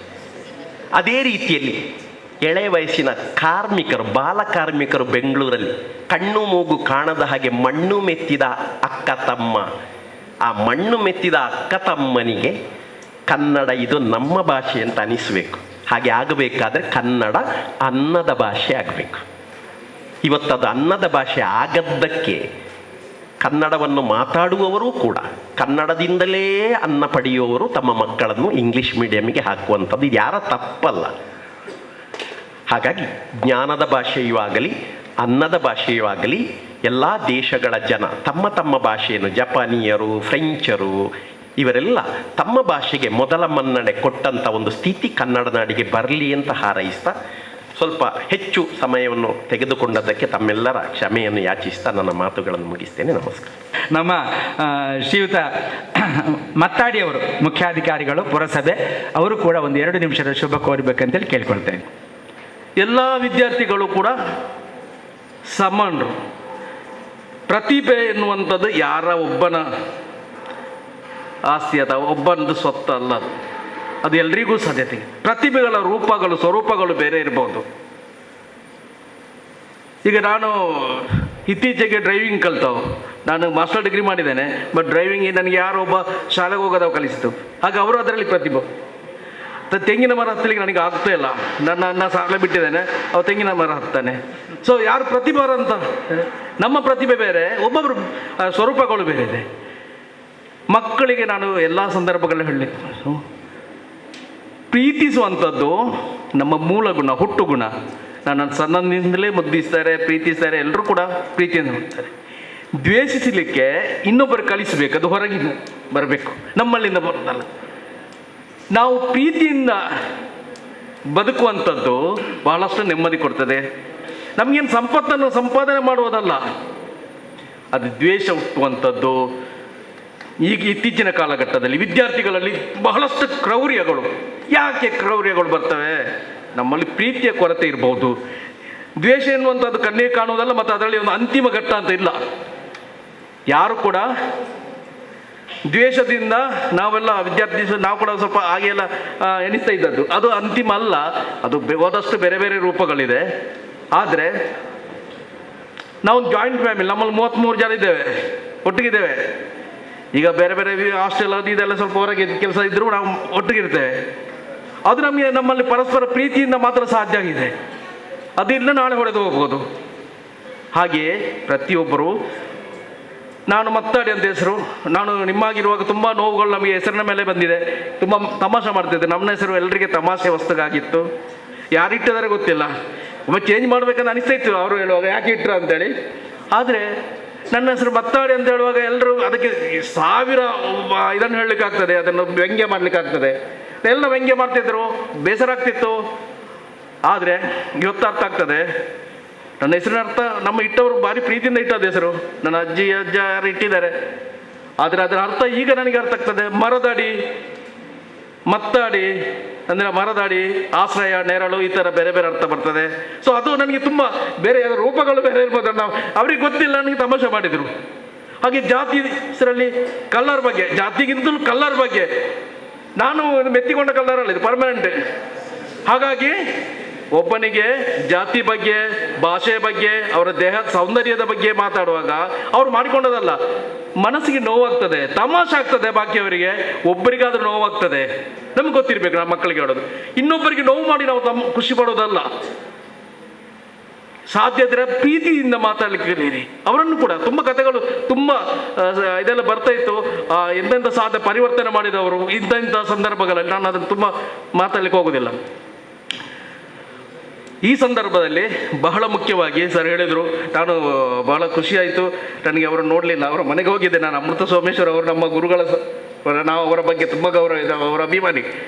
ಅವ್ರ ಪುಸ್ತಕಗಳು ಓದ್ತೇವೆ. ಅವರು ಬಂದ ತಕ್ಷಣ ನಾನು ಹೋದೆ ಅವರ ಮನೆಗೆ ಹೋಗಿ, ನನ್ನ ಫೋಟೋ ತೆಗೆದು ಸ್ಟೇಟಸ್ ಎಲ್ಲ ಹಾಕಿದ್ರು. ತುಂಬ ಜನ ಕೊಂಡಾಡಿದ್ರು, ನನಗೆ ಭಾರಿ ಖುಷಿ ಆಯಿತು. ಅವರಿಗೆ ನಾನು ಓದದ್ದು ಅವ್ರು ಬಂದಾಗ ಆಯಿತು, ಅವರ ಮನೆಗೆ ಮಾತಾಡಿದೆ, ನಮ್ಗೆ ಭಾರಿ ಖುಷಿ ಆಯಿತು. ಅವರು ಸರ್ ಮಾತಾಡಿದರು. ತುಂಬ ಪುಸ್ತಕಗಳು ಓದುವುದು, ನಮ್ಮಲ್ಲೀಗ ಮೊಬೈಲ್ ತುಂಬ 1000 ಗಟ್ಟಲೆ ಮೊಬೈಲ್ ಎಲ್ಲರ ಹತ್ರ ಇದೆ. 20,000 ನಾವು ವಿದ್ಯಾರ್ಥಿಗಳು ನೋಡಿದೆ, 25,000, 30,000, 40,000 ಕೂಡ ವಿದ್ಯಾರ್ಥಿಗಳು ಕೂಡ ಇದೆ. ಪುಸ್ತಕಗಳು ಸರ್ ಹೇಳಿದೆ, ಪುಸ್ತಕಗಳು ಎಷ್ಟು ತಗೊಳ್ತವೆ? ನಮ್ಮ ಉತ್ಪಾದನೆಯಲ್ಲಿ ಇಷ್ಟು ಭಾಗ ಪುಸ್ತಕ ಅಂತ ಇಟ್ಟಿದ್ದೇವ, ಅಥವಾ ಮನೆಯಲ್ಲಿ ಖರ್ಚು ಕೊಟ್ಟದ್ರಲ್ಲಿ ಪುಸ್ತಕ ತಗೊಳ್ತೇವ? ನೀವು ಸ್ವಪ್ನ ಬುಕ್ ಸೆಂಟರ್ಗೆ ಹೋಗಿ 1-3 ಸಲ ರೌಂಡ್ ಹೊಡೆದ್ರೆ ನಿಮಗೆ ಯಾವುದಾದ್ರೂ ಓದಬೇಕಂತ ಅನಿಸ್ತು. ಅಷ್ಟು ಪುಸ್ತಕಗಳಿದೆ, ನೋಡ್ಬೇಕು ಎಷ್ಟು ಸಾಹಿತಿಗಳಿದ್ದಾರೆ. ಓದುವ ಹವ್ಯಾಸಗಳು ಮಾಡಿ. ಪ್ರೀತಿ ಹುಟ್ಟುತ್ತದೆ, ನಮಗೆ ಸಮಾಧಾನ ಹುಟ್ಟುತ್ತದೆ. ಪ್ರತಿಯೊಂದು ವಿಚಾರ, ಸಾಹಿತ್ಯ ಪರಿಷತ್ ಸಾಹಿತಿಗಳೆಲ್ಲರೂ ಕೂಡ ಒಂದು ಮರದ ಹತ್ರ ಹೋಗಿ ಮಾತಾಡ್ತಾರೆ, ಮರ ಮಾತಾಡ್ತದೆ, ಕಲ್ಲು ಮಾತಾಡ್ತದೆ, ಕಲ್ಲತ್ರ ಮಾತಾಡ್ತಾರೆ, ಅಕ್ಷರಗಳು ಮಾತಾಡ್ತವೆ. ಈಗ ನಾವೆಲ್ಲ ಸಾಮಾನ್ಯ ಹೆಚ್ಚಾಗಿ ಅರ್ಜಿಗಳು ಬರ್ತದೆ, ಅರ್ಜಿ ಓದ್ತೇವೆ, ಯಾರ ದೂರುಗಳು ಬರ್ತವೆ, ಇಂಥದ್ದು ಓದಿದಾಗ ಅದು ಮಾತಾಡ್ತದೆ, ಅದು ಭಾವನೆಯನ್ನು ವ್ಯಕ್ತಪಡಿಸ್ತದೆ. ಒಬ್ಬರು ಅರ್ಜಿ ಕೊಟ್ಟರೆ ಅದು ಅರ್ಜಿ ಅಂತ ಹೇಳಿ ನಾವು, ಅವರ ಭಾವನೆಗಳಿದೆ, ಅವರ ಯಾವುದೋ ಒಂದು ನಿರೀಕ್ಷೆಗಳಿದೆ, ಅವರ ಆಸೆಗಳಿದೆ. ಅದನ್ನು ನಾವು ಗುರುತಿಸ್ಕೊಂಡು ಹೋಗುವ. ಎಲ್ಲರೂ ಒಳ್ಳೆಯ ಸತ್ಪ್ರಜೆಗಳಾಗಿ, ಎಲ್ಲರೂ ಸತ್ಪ್ರಜೆಗಳೇ. ನಮ್ಮಲ್ಲಿ ಆದಷ್ಟು ನಮ್ಮ ಮನಸ್ಸನ್ನು ನಿಗ್ರಹಿಸುವಂಥ ಸಾಮರ್ಥ್ಯ ಬರಬೇಕು. ಮಕ್ಕಳ ಹತ್ರ ರೋಷ ಏನು ಮಾಡಲಿಕ್ಕೆ ಸಾಧನೆ ಇಲ್ಲ, ಅದು ಬರ್ತದೆ ಒಂದು ಏಜಲ್ಲಿ. ಆದರೆ ಮತ್ತೆ ಅದನ್ನು ಮುಂದುವರಿಸುವರು. ನಿಮ್ಮ ಹಿಂದೆ ನೀವು ನಾನೊಬ್ಬ ವಿದ್ಯಾರ್ಥಿಯಾಗಿ ಅಥವಾ ನಾನೊಬ್ಬ ಅಧಿಕಾರಿಯಾಗಿ ನನ್ನದು ಮಾತ್ರ ನೋಡೋದಲ್ಲ, ನನ್ನನ್ನು ಇಲ್ಲಿ ತನಕ ಬೆಳೆಸಬೇಕಿದ್ರೆ ನಮ್ಮ ಕುಟುಂಬ ತುಂಬ ಸವಿದಿದೆ. ನಾವು ನಿಮ್ಮನ್ನೆಲ್ಲ ಇಲ್ಲಿ ತನಕ ಮಕ್ಕಳನ್ನು ಕಳಿಸ್ಬೇಕಿದ್ರೆ, ಈಗ ನನ್ನ ಮಗಳನ್ನು ಕಳಿಸೋ ನಮಗೆ ಸಾಕಾಗ್ತದೆ, ಒಬ್ಬಳೆ ಮಗಳನ್ನು ಕೂಡ. ಅಷ್ಟೂ ಅಪ್ಪ ಅಮ್ಮ, ಅಜ್ಜ ಅಜ್ಜಿ, ಮತ್ತು ಯಾರು ಅಣ್ಣ ತಮ್ಮ ಎಲ್ಲರೂ ತುಂಬ ನಿಮ್ಮನ್ನು ನಿಮಗೆ ತ್ಯಾಗ ಮಾಡಿದ್ದಾರೆ. ನಿಮ್ಗೆ ಬಲಿತ ನಂತರ ಅದನ್ನು ಮರೆಯುವುದಲ್ಲ. ಟೀಚರ್ಸ್ಗಳು ಅವರು ನಿಮಗಿಂತ ಡಬಲ್ ಓದ್ತಾರೆ. ನಾನು ಟೀಚರ್ ಆಗಿದ್ದವನು, ಒಂದು ಪಾಠ ಮಾಡಬೇಕಾದ್ರೆ ಅವ್ರು ನಿಮ್ಮಿಂದ ಜಾಸ್ತಿ ಓದಬೇಕಾಗ್ತದೆ. ಓದಿ ಬೇರೆ ಹೊಸತನ್ನು ಓದಬೇಕಂತ ಕಲಿಸ್ಬೇಕಂತ ಬರ್ತದೆ. ಅವರು ತ್ಯಾಗ ಮಾಡಿದ್ದಾರೆ. ಅವರಲ್ಲಿ ಕೂಡ ಅದನ್ನು ಕೂಡ ಉಳಿಸಬೇಕು. ನೀವೆಲ್ಲ ಬೆಳಿಬೇಕು. ಒಂದು ಸಮೃದ್ಧ ಒಂದು ಸಮಾಜ ಕಟ್ಟಲಿಕ್ಕೆ ಸಾಧ್ಯ ಆಗಬೇಕು. ಪರಿಜ್ಞಾನ ನಲ್ಲಿ ಒಂದು ಉತ್ತಮವಾದ ವಾತಾವರಣ ಬರಲಿ, ಒಳ್ಳೆಯ ಕಲಿಕೆ ಬರಲಿ, ಎಲ್ಲರೂ ಕೂಡ ನಿಮ್ಮನ್ನು ಕೊಂಡಾಡುವಾಗೆ ಆಗಲಿ ಅಂತ ಹೇಳ್ತಾ, ಕುವೆಂಪು ಅವರು ಹೇಳಿದಾಗಿ ಸರ್ವೋದಯವಾಗಲಿ ಸರ್ವರಲ್ಲಿ ಅಂತ ಹೇಳ್ತಾ ನನಗೆ ಮಾತಾಡಲಿಕ್ಕೆ ಅವಕಾಶ ಕೊಟ್ಟ ನಿಮ್ಗೆಲ್ರಿಗೂ ವಂದಿಸ್ತಾ, ಒಬ್ಬರು ಪುರಸಭೆಗೆ ಸಂಬಂಧಪಟ್ಟ ಹಾಗೆ ಎಷ್ಟು ಚೆನ್ನಾಗಿ ಮಾತಾಡಿದರು. ಅರ್ಜಿಯನ್ನು ಕೇವಲ ಅರ್ಜಿಯನ್ನಾಗಿ ನಾವು ಸ್ವೀಕರಿಸಿ ಒಂದು ಬದಿಯಲ್ಲಿ ಇಡುವಂಥದ್ದಲ್ಲ, ಕೊಡುವಂಥವರ ಆ ಭಾವನೆ ಅದರಲ್ಲಿರ್ತದೆ ಅಂತೇಳಿ ಅಲ್ವಾ. ಎಂತಹ ಅರ್ಥಪೂರ್ಣವಾದಂಥ ಮಾತನ್ನಾಡಿದ್ದಾರೆ. ಮತ್ತು ಅವರಿಗೆ ತುಂಬ ಕಾರ್ಯಬಾಹುಳ್ಯಗಳಿದೆ, ಅವರನ್ನು ನಿರ್ಗಮಿಸ್ತಾ ಇದ್ದಾರೆ.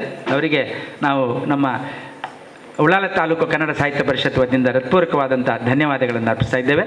ಅದೇ ಜಂಟಿ ಸಂಸ್ಥೆಗಳು ಪರಿಜ್ಞಾನ ಕಾಲೇಜು ಹಾಗೆ ಸೋನ್ಸೆ ಕಲ್ಚರಲ್ ಈ ಒಂದು ಕಮಿಟಿ ವತಿಯಿಂದಲೂ ಕೂಡ ಅವರನ್ನು ವಂದಿಸ್ತಾ ಇದ್ದೇವೆ.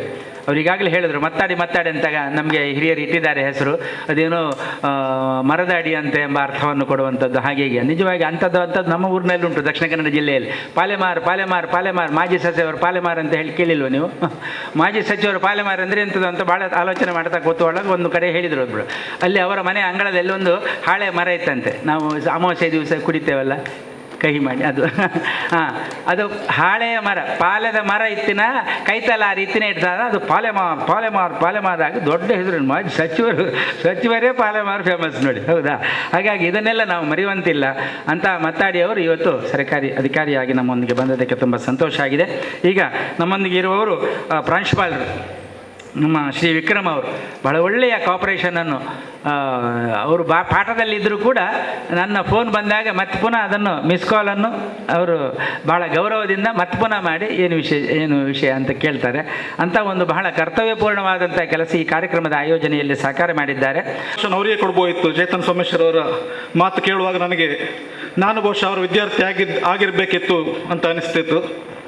ಆ ರೀತಿಯಲ್ಲಿ ಅವರು ಒಂದು ಸಾಹಿತ್ಯದ ಒಂದು ಅಭಿರುಚಿಯನ್ನು, ಆಸಕ್ತಿಯನ್ನು ನಿಮ್ಮಲ್ಲಿ ಮೂಡಿಸ್ತಿದ್ದಾರೆ. ನಮಗೂ ಆಸಕ್ತಿಯನ್ನು ಮೂಡಿಸಿದ್ದಾರೆ. ನಮ್ಮಲ್ಲಿ ಏನು ಹೇಳೋದು ಅಂತ ಹೇಳಿದ್ರೆ, ಒಂದು ವಿದ್ಯಾರ್ಥಿಗಳು ಅಥವಾ ಮುಂದಿನ ತಲೆಮಾರಿನವರು ಅಂತ ನೀವು ಇರುವವರು ಸಾಹಿತ್ಯದ ಆಸಕ್ತಿಯನ್ನು ಬೆಳೆಸ್ಕೊಳ್ಬೇಕು. ಕನ್ನಡ ಅಭಿಮಾನ ಅಂತ ಹೇಳಿದ್ರೆ ಕೇವಲ ರಾಜ್ಯೋತ್ಸವ ಮಾಡಿ ನವೆಂಬರ್ ತಿಂಗಳಲ್ಲಿ ಒಂದು ದಿನಕ್ಕೆ ಇರುವಂಥದ್ದಲ್ಲ. ಅದು ಸಹಜವಾಗಿರಬೇಕಾದ, ಅದು ಯಾರು ಬೇರೆಯವರು ಹೇಳಬೇಕಾಗಿ ಬರಬೇಕಾದ್ದಲ್ಲ. ನಾವು ಕರ್ನಾಟಕದಲ್ಲಿ ಇರುವವರೆಲ್ಲರೂ ನಾವು ಕನ್ನಡಿಗರು ಅಂತೇಳಿ, ಅಂದರೆ ಮೂಲ ಕನ್ನಡ ಆಗಬೇಕು ಅಂತಿಲ್ಲ. ಕರ್ನಾಟಕದಲ್ಲಿ ನಾವು ಏನಿದ್ದೇವೆ, ಕನ್ನಡ ಮಾತಾಡ್ತೇವೆ, ಕನ್ನಡಕ್ಕಾಗಿದ್ದೇವೆ. ಈಗಾಗಲೇ ಅವರು ಹೇಳಿದರು, ಹಲವಾರು ಮಹನೀಯರು ಮೂಲತಃ ಕನ್ನಡಿಗರಲ್ಲ, ಕನ್ನಡವನ್ನು ಬೆಳೆಸಿದವರಂಥವರು ಹೊರಗಿನಿಂದ ಬಂದವರು. ಅವರೆಲ್ಲರಿಗೂ ಕರ್ನಾಟಕ ಆಶ್ರಯವಿತ್ತು, ಅವರು ಕನ್ನಡಿಗರಾಗಿ ಹೋಗಿದ್ದಾರೆ. ಅಂಥ ರೀತಿಯಲ್ಲಿ ಸ್ವತಃ ಮೂಲ ಕನ್ನಡಿಗರಾಗರು ನಾವು ಕನ್ನಡದ ಬಗ್ಗೆ ಯಾವುದೇ ಕೀಳರಿಮೆಯನ್ನು ಬೆಳೆಸ್ಕೊಳ್ಬಾರ್ದು. ಕನ್ನಡ ಸಾಹಿತ್ಯದ ಒಂದು ಪರಿಚಯ ನಿಮಗಾಗಲೇ ಪಾಠಗಳಲ್ಲಿ ಆಗಿರ್ಬೋದು, ಗದ್ಯಗಳಲ್ಲಿ ಇರ್ತದೆ. ಆದರೆ ಅದನ್ನು ನೀವು ಒಂದು ಪರೀಕ್ಷೆಯ ದೃಷ್ಟಿಯಿಂದ ಓದ್ತೀರಿ. ಹಾಗಾಗಿ ಅದು ಬರೀ ಕೇವಲ ಅದರ ಇಂಪಾರ್ಟೆಂಟ್ ಕ್ವಶನ್ ಕಲಿಯುವಂಥದ್ದಷ್ಟು ಮಾತ್ರ ಆಗಿರ್ಬೋದು. ಆದರೆ ಅದರಲ್ಲಿ ಸಣ್ಣ ವಿಷಯ ನಿಮಗೆ ಕೊಟ್ಟಿರ್ತಾರೆ. ಇಡೀ ಒಂದು ಗ್ರಂಥವನ್ನು ಒಂದು ಪಠ್ಯದಲ್ಲಿ ಅಳವಡಿಸ್ಕೊಳ್ಳೋದಿಲ್ಲ ಯಾರು ಸಹ. ಅದರ ಒಂದು ಪಾಠ ಇರ್ತದೆ, ಅದನ್ನು ಇನ್ನಷ್ಟು ಓದೋ ಅಭ್ಯಾಸ ಇಟ್ಕೊಳ್ಳಿ. ಈಗಾಗಲೇ ಅವರು ಹಲವಾರು ಕೃತಿಗಳ ಬಗ್ಗೆ ಅಥವಾ ಕೆಲವು ಲೇಖಕರ ಬಗ್ಗೆ ಒಂದು ಪರಿಚಯವನ್ನು ನಿಮ್ಮಲ್ಲಿ ನೀಡಿದ್ದಾರೆ. ಅವರ ಬಗ್ಗೆ ಹೆಚ್ಚಿನ ಮಾಹಿತಿಯನ್ನು ನೀವು ಓದುವಂಥ ಅಭ್ಯಾಸ ಇಟ್ಟುಕೊಳ್ಳಿ. ನಮ್ಮ ಗ್ರಂಥಾಲಯದಲ್ಲಿ ಹಲವಾರು ಕನ್ನಡ ಗ್ರಂಥಗಳಿವೆ, ಪುಸ್ತಕಗಳಿವೆ. ಅದನ್ನು ಓದುವಂಥ ಅಭ್ಯಾಸ ಇರಲಿ. ಯಾಕಂದರೆ ಕನ್ನಡ ಅನ್ನದ ಭಾಷೆ ಆಗಬೇಕು ಅಂತ ಹೇಳಿದರು. ಹಾಗಿದ್ದರೆ ಮಾತ್ರ ಕನ್ನಡ ಬೆಳಿಬೋದು ಅಂತೇಳಿ. ಆದರೆ ಅನ್ನ ಮಾತ್ರ ಮುಖ್ಯ ಅಲ್ಲ. ನಾವು ಮನುಷ್ಯರು ಅಂತ ಹೇಳುವಾಗ ಪ್ರಾಣಿಗಳಿಗಾದರೆ ತಿನ್ನೋದು ಮಾತ್ರ ಮುಖ್ಯ ಅಂತ ಹೇಳ್ತೇವೆ. ಆದರೆ ಮನುಷ್ಯರಿಗೆ ಬರೀ ತಿನ್ನೋದು ಮಾತ್ರ ಅಲ್ಲ, ಅದರೊಟ್ಟಿಗೆ ಬೇರೆ ಸಾಹಿತ್ಯ, ಸಂಸ್ಕೃತಿ, ಸಂಗೀತ, ಬೇರೆ ಆಸಕ್ತಿಗಳಿದ್ದರೆ ಮಾತ್ರ ನಾವೊಬ್ಬರು ಪರಿಪೂರ್ಣ ಮನುಷ್ಯರು ಅಂತ ಆಗ್ತೇವೆ. ಬರೀ ಲಾಭ ನೋಡುವಂಥದ್ದಲ್ಲ. ನಾವು ಕಲಿಯುವಂಥ ಸಬ್ಜೆಕ್ಟ್ ನಮಗೇನು ಮುಂದೆ ಲಾಭ ಇದೆ ಅದು ಮಾತ್ರ ನೋಡ್ತಾ ಹೋದರೆ ನಮಗೆ ಇದು ಏನು ಸಾಹಿತ್ಯ, ಅದರಿಂದ ಏನು ಪ್ರಯೋಜನ ಇದೆ ಹಾಗೆ ಅನಿಸ್ಬೋದು ನಿಮಗೆ. ಆದರೆ ಅದು ನಮ್ಮನ್ನೊಬ್ಬ ಉತ್ತಮ ಮನುಷ್ಯರನ್ನಾಗಿ ಮಾಡಿಸ್ತದೆ. ಬೇರೆಯವರಲ್ಲಿ ಸೌಹಾರ್ದವನ್ನು ಬೆಳೆಸಬೇಕಾದ್ರೆ ನಮ್ಮಲ್ಲಿ ಸಾಹಿತ್ಯದ ಅಭಿರುಚಿ ಇರಬೇಕು. ಓದುವಂಥ ಅಭ್ಯಾಸ ನೀವು ಮಾಡಿಕೊಳ್ಳಿ, ತನ್ನಷ್ಟಕ್ಕೆ ಅದು ನಿಮ್ಮನ್ನು ಒಳಗೊಳ್ಳುತ್ತದೆ. ಕನ್ನಡ ಸಾಹಿತ್ಯ, ಕನ್ನಡ ಆಗಿರ್ಬೋದು, ಯಾವುದೇ ಸಾಹಿತ್ಯ ಆಗಿರ್ಬೋದು, ಅದರ ಒಂದು ಮುಖ್ಯ ಲಕ್ಷಣ ಅಂತ ಹೇಳಿದ್ರೆ, ಒಮ್ಮೆ ನೀವು ಪ್ರಾರಂಭಿಸಿದರೆ ಮತ್ತೆ ನೀವು ಅದಕ್ಕೋಸ್ಕರ ಸಮಯವನ್ನು ಮಾಡಿಕೊಳ್ತೀರಿ. ಆದರೆ ಈಗಿನ ಒಂದು ಪರಿಸ್ಥಿತಿ ಆಗಿರ್ಬೋದು, ಪೋಷಕರು ಸಹ ಅದಕ್ಕೆ ಒತ್ತಾಸೆ ಕೊಡುವುದಿಲ್ಲ ಹೆಚ್ಚಾಗಿ. ಅವರು ಜಸ್ಟ್ ಆಂಬಿಷನ್ ಮಾತ್ರ ಇರ್ತದೆ, ಮುಂದೆ ಏನು ಫ್ಯೂಚರ್ ಅದು ಮಾತ್ರ ನೋಡ್ತಾರೆ. ಬೇರೆ ಕಲೆ, ಸಂಸ್ಕೃತಿ ಅಥವಾ ಸಾಹಿತ್ಯದ ಬಗ್ಗೆ ಅಷ್ಟೊಂದು ಪ್ರೋತ್ಸಾಹವನ್ನು ಕೊಡುವಂಥವ್ರು ಸ್ವಲ್ಪ ಕಡಿಮೆ ಇರ್ಬೋದು. ಆದರೆ ನೀವು ಈಗ ಸಣ್ಣ ಮಕ್ಕಳೆಲ್ಲ ಬೆಳೆದವರು, ಒಂದು ಪ್ರೌಢಾವಸ್ಥೆಯಲ್ಲಿರುವಂಥವರು ಅಥವಾ ಮುಂದಿನ ತಲೆಮಾರಿನವರು. ಆಗ ಸರ್ ಒಂದು ಕ್ವಶನ್ ಮೇಲೆ ಕೇಳಿದರು, ನೀವು ನಿಮ್ಮ ಮಕ್ಕಳನ್ನು ಯಾವ ಶಾಲೆಗೆ ಸೇರಿಸ್ತೀರಿ ಅಂತೇಳಿ.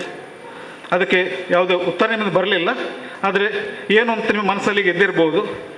ಆ ರೀತಿಯಲ್ಲಿ ನೀವು ಮೊದಲು ಕನ್ನಡ ಅಭಿಮಾನ ಬೆಳೆಸಿಕೊಳ್ಳಿ, ಮತ್ತು ಅದನ್ನು ನಿಮ್ಮ ಮುಂದಿನ ತಲೆಮಾರಿಗೂ ದಾಟಿಸಿ ಅಂತ ಹೇಳ್ತಾ ಈ ಒಂದು ಕಾರ್ಯಕ್ರಮ ನಮ್ಮಲ್ಲಿ ನಡೆಸಿಕೊಟ್ಟದಕ್ಕಾಗಿ ಶ್ರೀಯುತ ತೋನ್ಸೆ ಪುಷ್ಕಳ ಕುಮಾರ್ ಅವರಿಗೆ ಧನ್ಯವಾದ ಹೇಳ್ತಿದ್ದೇನೆ.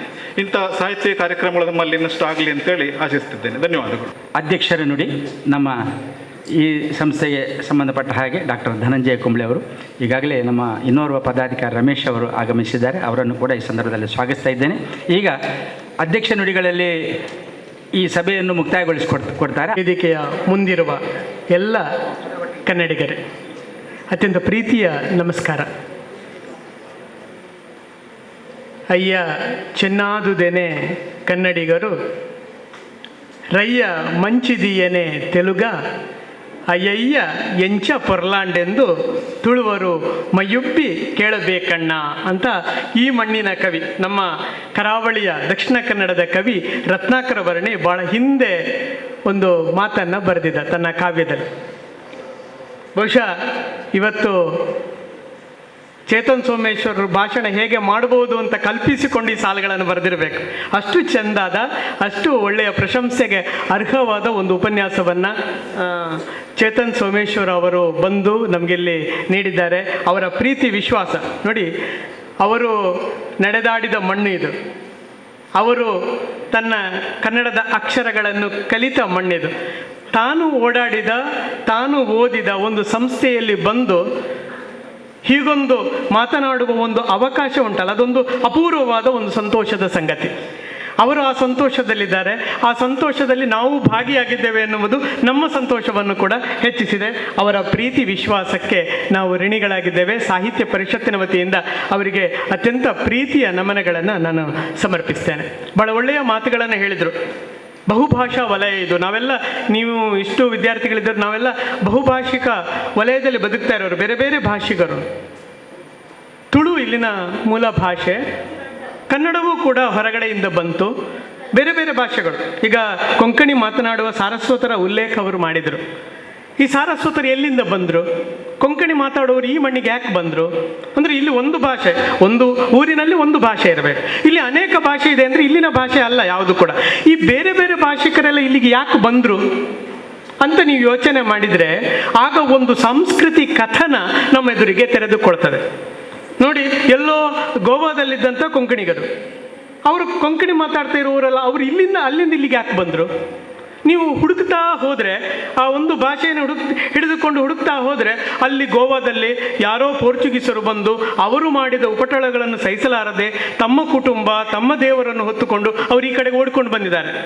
ಇಡೀ ನೀವು ಆ ಭಾಷೆಯ ಒಂದು ಚರಿತ್ರೆಯನ್ನು ಅದರ ಹಿಂದೆ ಹೋದರೆ, ಭಾಷೆಯ ಹಿಂದೆ ಹೋದರೆ, ಒಂದು ಸಮುದಾಯ ಅನುಭವಿಸಿದ ನೋವು ಏನು ಅಂತ ಗೊತ್ತಾಗುತ್ತೆ. ನೀವು ಇವತ್ತು ಕೊಂಕಣಿಗರು, ಇಲ್ಲಿನ ಸಾರಸ್ವತ ಯಾರು ಸಮುದಾಯದವರಿದ್ದಾರೆ, ಅವರಿವತ್ತು ಇಲ್ಲಿ ವ್ಯಾಪಾರದಲ್ಲಿ ಅತ್ಯಂತ ಬಲಿಷ್ಠರಾಗಿ ಇವತ್ತು ಈ ಊರಿನಲ್ಲಿ ಬಹಳ ದೊಡ್ಡ ಸ್ಥಾನಮಾನವನ್ನು ಪಡೆದಿದ್ದಾರೆ. ಅಂದರೆ ಅವರು ಬರಿಗೈಯಲ್ಲಿ ಬಂದವರು. ನೀವು ಯೋಚನೆ ಮಾಡಬೇಕು, ಗೋವಾದಿಂದ ಬರಿಗೈಯಲ್ಲಿ ಎಲ್ಲವನ್ನು ಬಿಟ್ಟು ಓಡಿಕೊಂಡು ಬಂದವರು ಈ ಕಡೆಗೆ ಇಲ್ಲಿ ನೆಲೆ ನಿಂತು ತಮ್ಮ ಸಾಮರ್ಥ್ಯದಿಂದ ಇವತ್ತೊಂದು ಜನ ಆಗಿದ್ದಾರಲ್ಲ, ಇದು ಒಂದು ಭಾಷೆಯ ಕಲಿಕೆ ನಮಗೆ ಕೊಡುವ ಸಂದೇಶಗಳು ಅಂತ ಒಂದು ಸಂದೇಶ.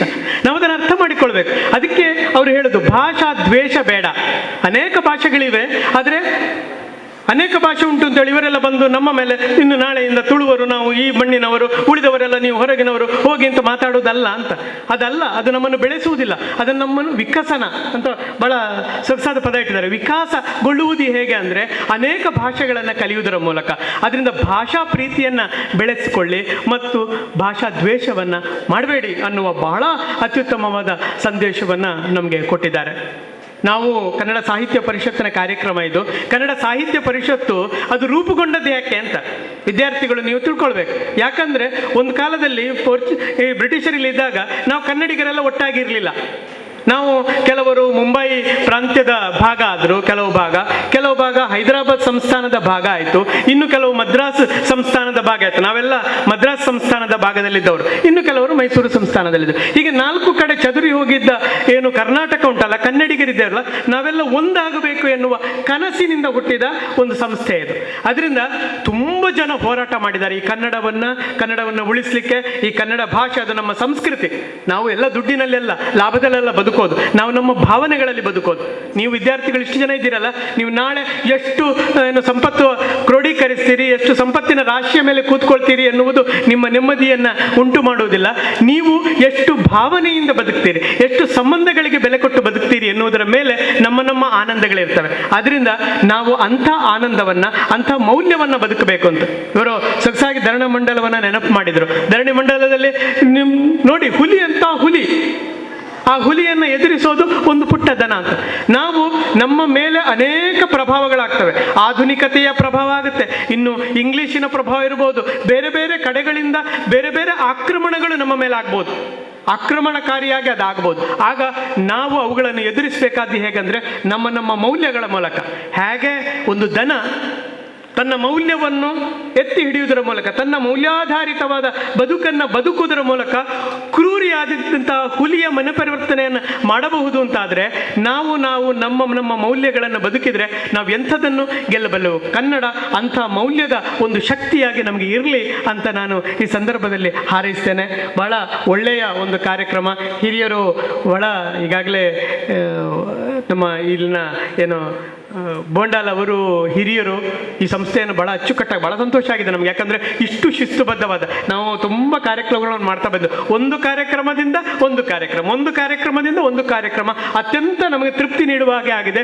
ಇವತ್ತಂತೂ ನಾವು ಬಹಳ ಸಂಭ್ರಮದಿಂದ ಈ ಕಾರ್ಯಕ್ರಮವನ್ನು ಅನುಭವಿಸ್ತೇವೆ. ಅದಕ್ಕೆ ಕಾರಣ ಹಿರಿಯರಾದ ಅವರ ಆಶೀರ್ವಾದ ಮತ್ತು ಈ ಸಂಸ್ಥೆಯ ಪ್ರಾಂಶುಪಾಲರು ಮತ್ತು ಅಧ್ಯಾಪಕರು ಮತ್ತು ನೀವು ವಿದ್ಯಾರ್ಥಿಗಳು ತೋರಿದ ಪ್ರೀತಿ. ಇಷ್ಟು ಶಿಸ್ತಿನಿಂದ ಇಷ್ಟು ಹೊತ್ತು ಕೂತ್ಕೊಳ್ಳಿಕ್ಕೆ ಸಾಧ್ಯ ಅನ್ನುವುದೇ ಒಂದು ಅಚ್ಚರಿ.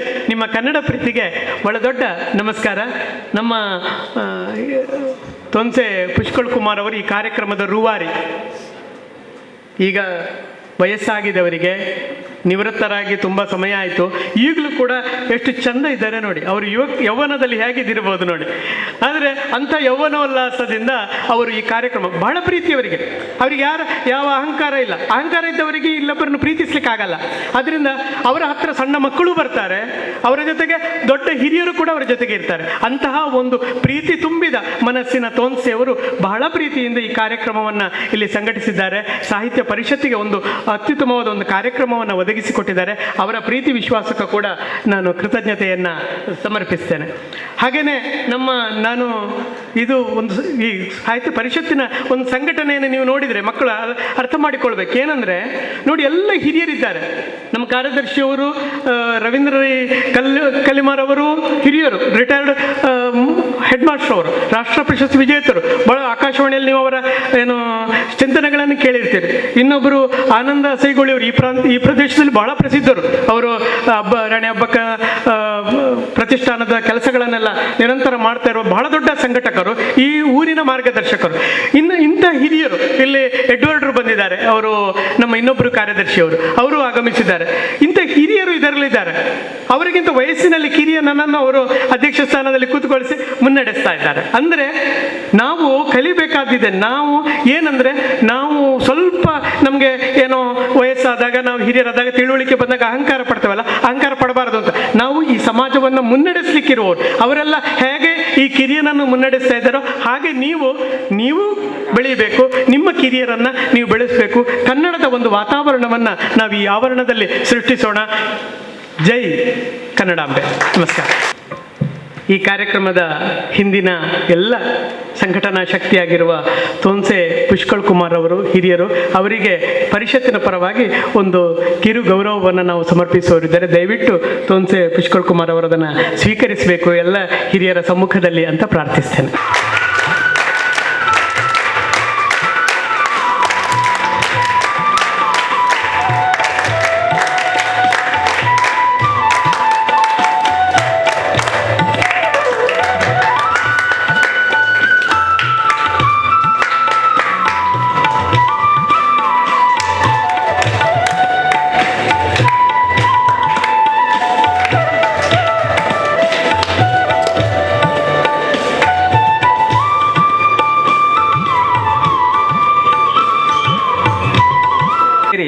ಒಂದು ಮುಂಜಾಗ್ರತೆಯ ಅಂದರೆ ಎಚ್ಚರಿಕೆ, ಇನ್ನಷ್ಟು ಕೆಲಸ ಮಾಡಿ ಎಂಬ ಉತ್ಸಾಹವನ್ನು ಕೊಟ್ಟಂತೆ ನಾನು ಅದನ್ನು ಭಾವಿಸಿ ಸ್ವೀಕರಿಸಿದ್ದೇನೆ. ಇಲ್ಲವಾದರೆ ಇದು ಗೊತ್ತಿಲ್ಲ, ಇದು ಅನಿರೀಕ್ಷಿತ ನನಗೂ ಕೂಡ.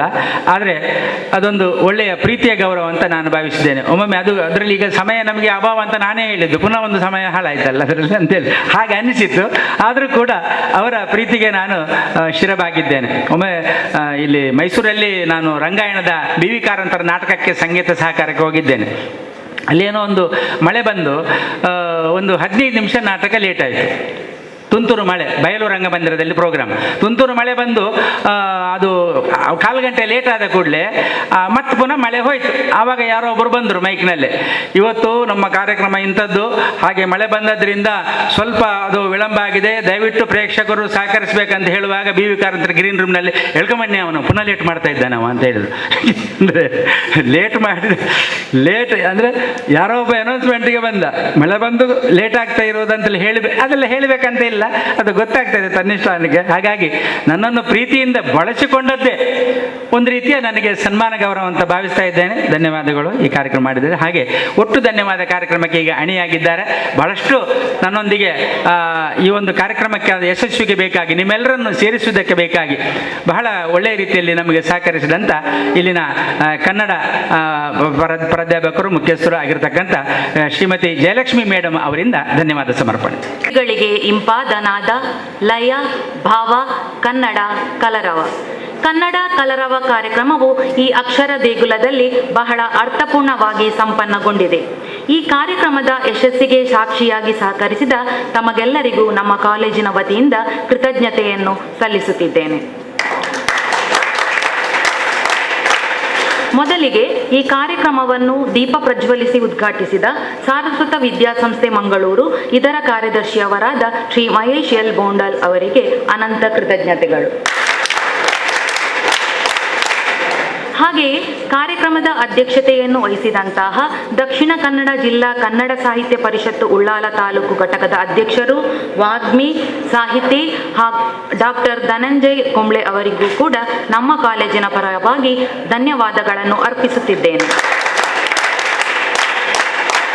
ಇಂದಿನ ಕಾರ್ಯಕ್ರಮದಲ್ಲಿ ಕನ್ನಡವೆಂದರೆ ಬರೀ ನುಡಿಯಲ್ಲ ಎನ್ನುವ ವಿಚಾರದ ಬಗ್ಗೆ ತಮ್ಮ ಚಿಂತನೆಗಳನ್ನು ಹಂಚಿಕೊಂಡಂತಹ ಸರಕಾರಿ ಪ್ರಥಮ ದರ್ಜೆ ಕಾಲೇಜು ಬೆಳ್ತಂಗಡಿ ಇಲ್ಲಿಯ ಸಹ ಪ್ರಾಧ್ಯಾಪಕರಾದ ಡಾಕ್ಟರ್ ಚೇತನ್ ಸೋಮೇಶ್ವರ್ ಅವರಿಗೂ ಹೃತ್ಪೂರ್ವಕ ಧನ್ಯವಾದಗಳು.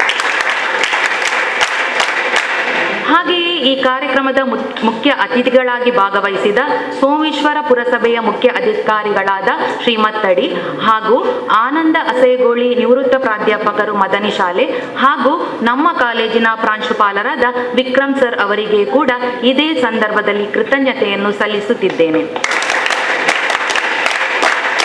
ಪರಿಷತ್ತಿನ ಕಾರ್ಯದರ್ಶಿಗಳಾದ ಶ್ರೀ ರವೀಂದ್ರ ರೈ ಕಲಿಮಾರು, ಶ್ರೀ ಎಡ್ವರ್ಡ್ ಲೋಬೋ ಹಾಗೂ ಕೋಶಾಧಿಕಾರಿಗಳಾದ ಲಯನ್ ಚಂದ್ರಹಾಸ ಶೆಟ್ಟಿ ಅವರಿಗೂ ಧನ್ಯವಾದಗಳು.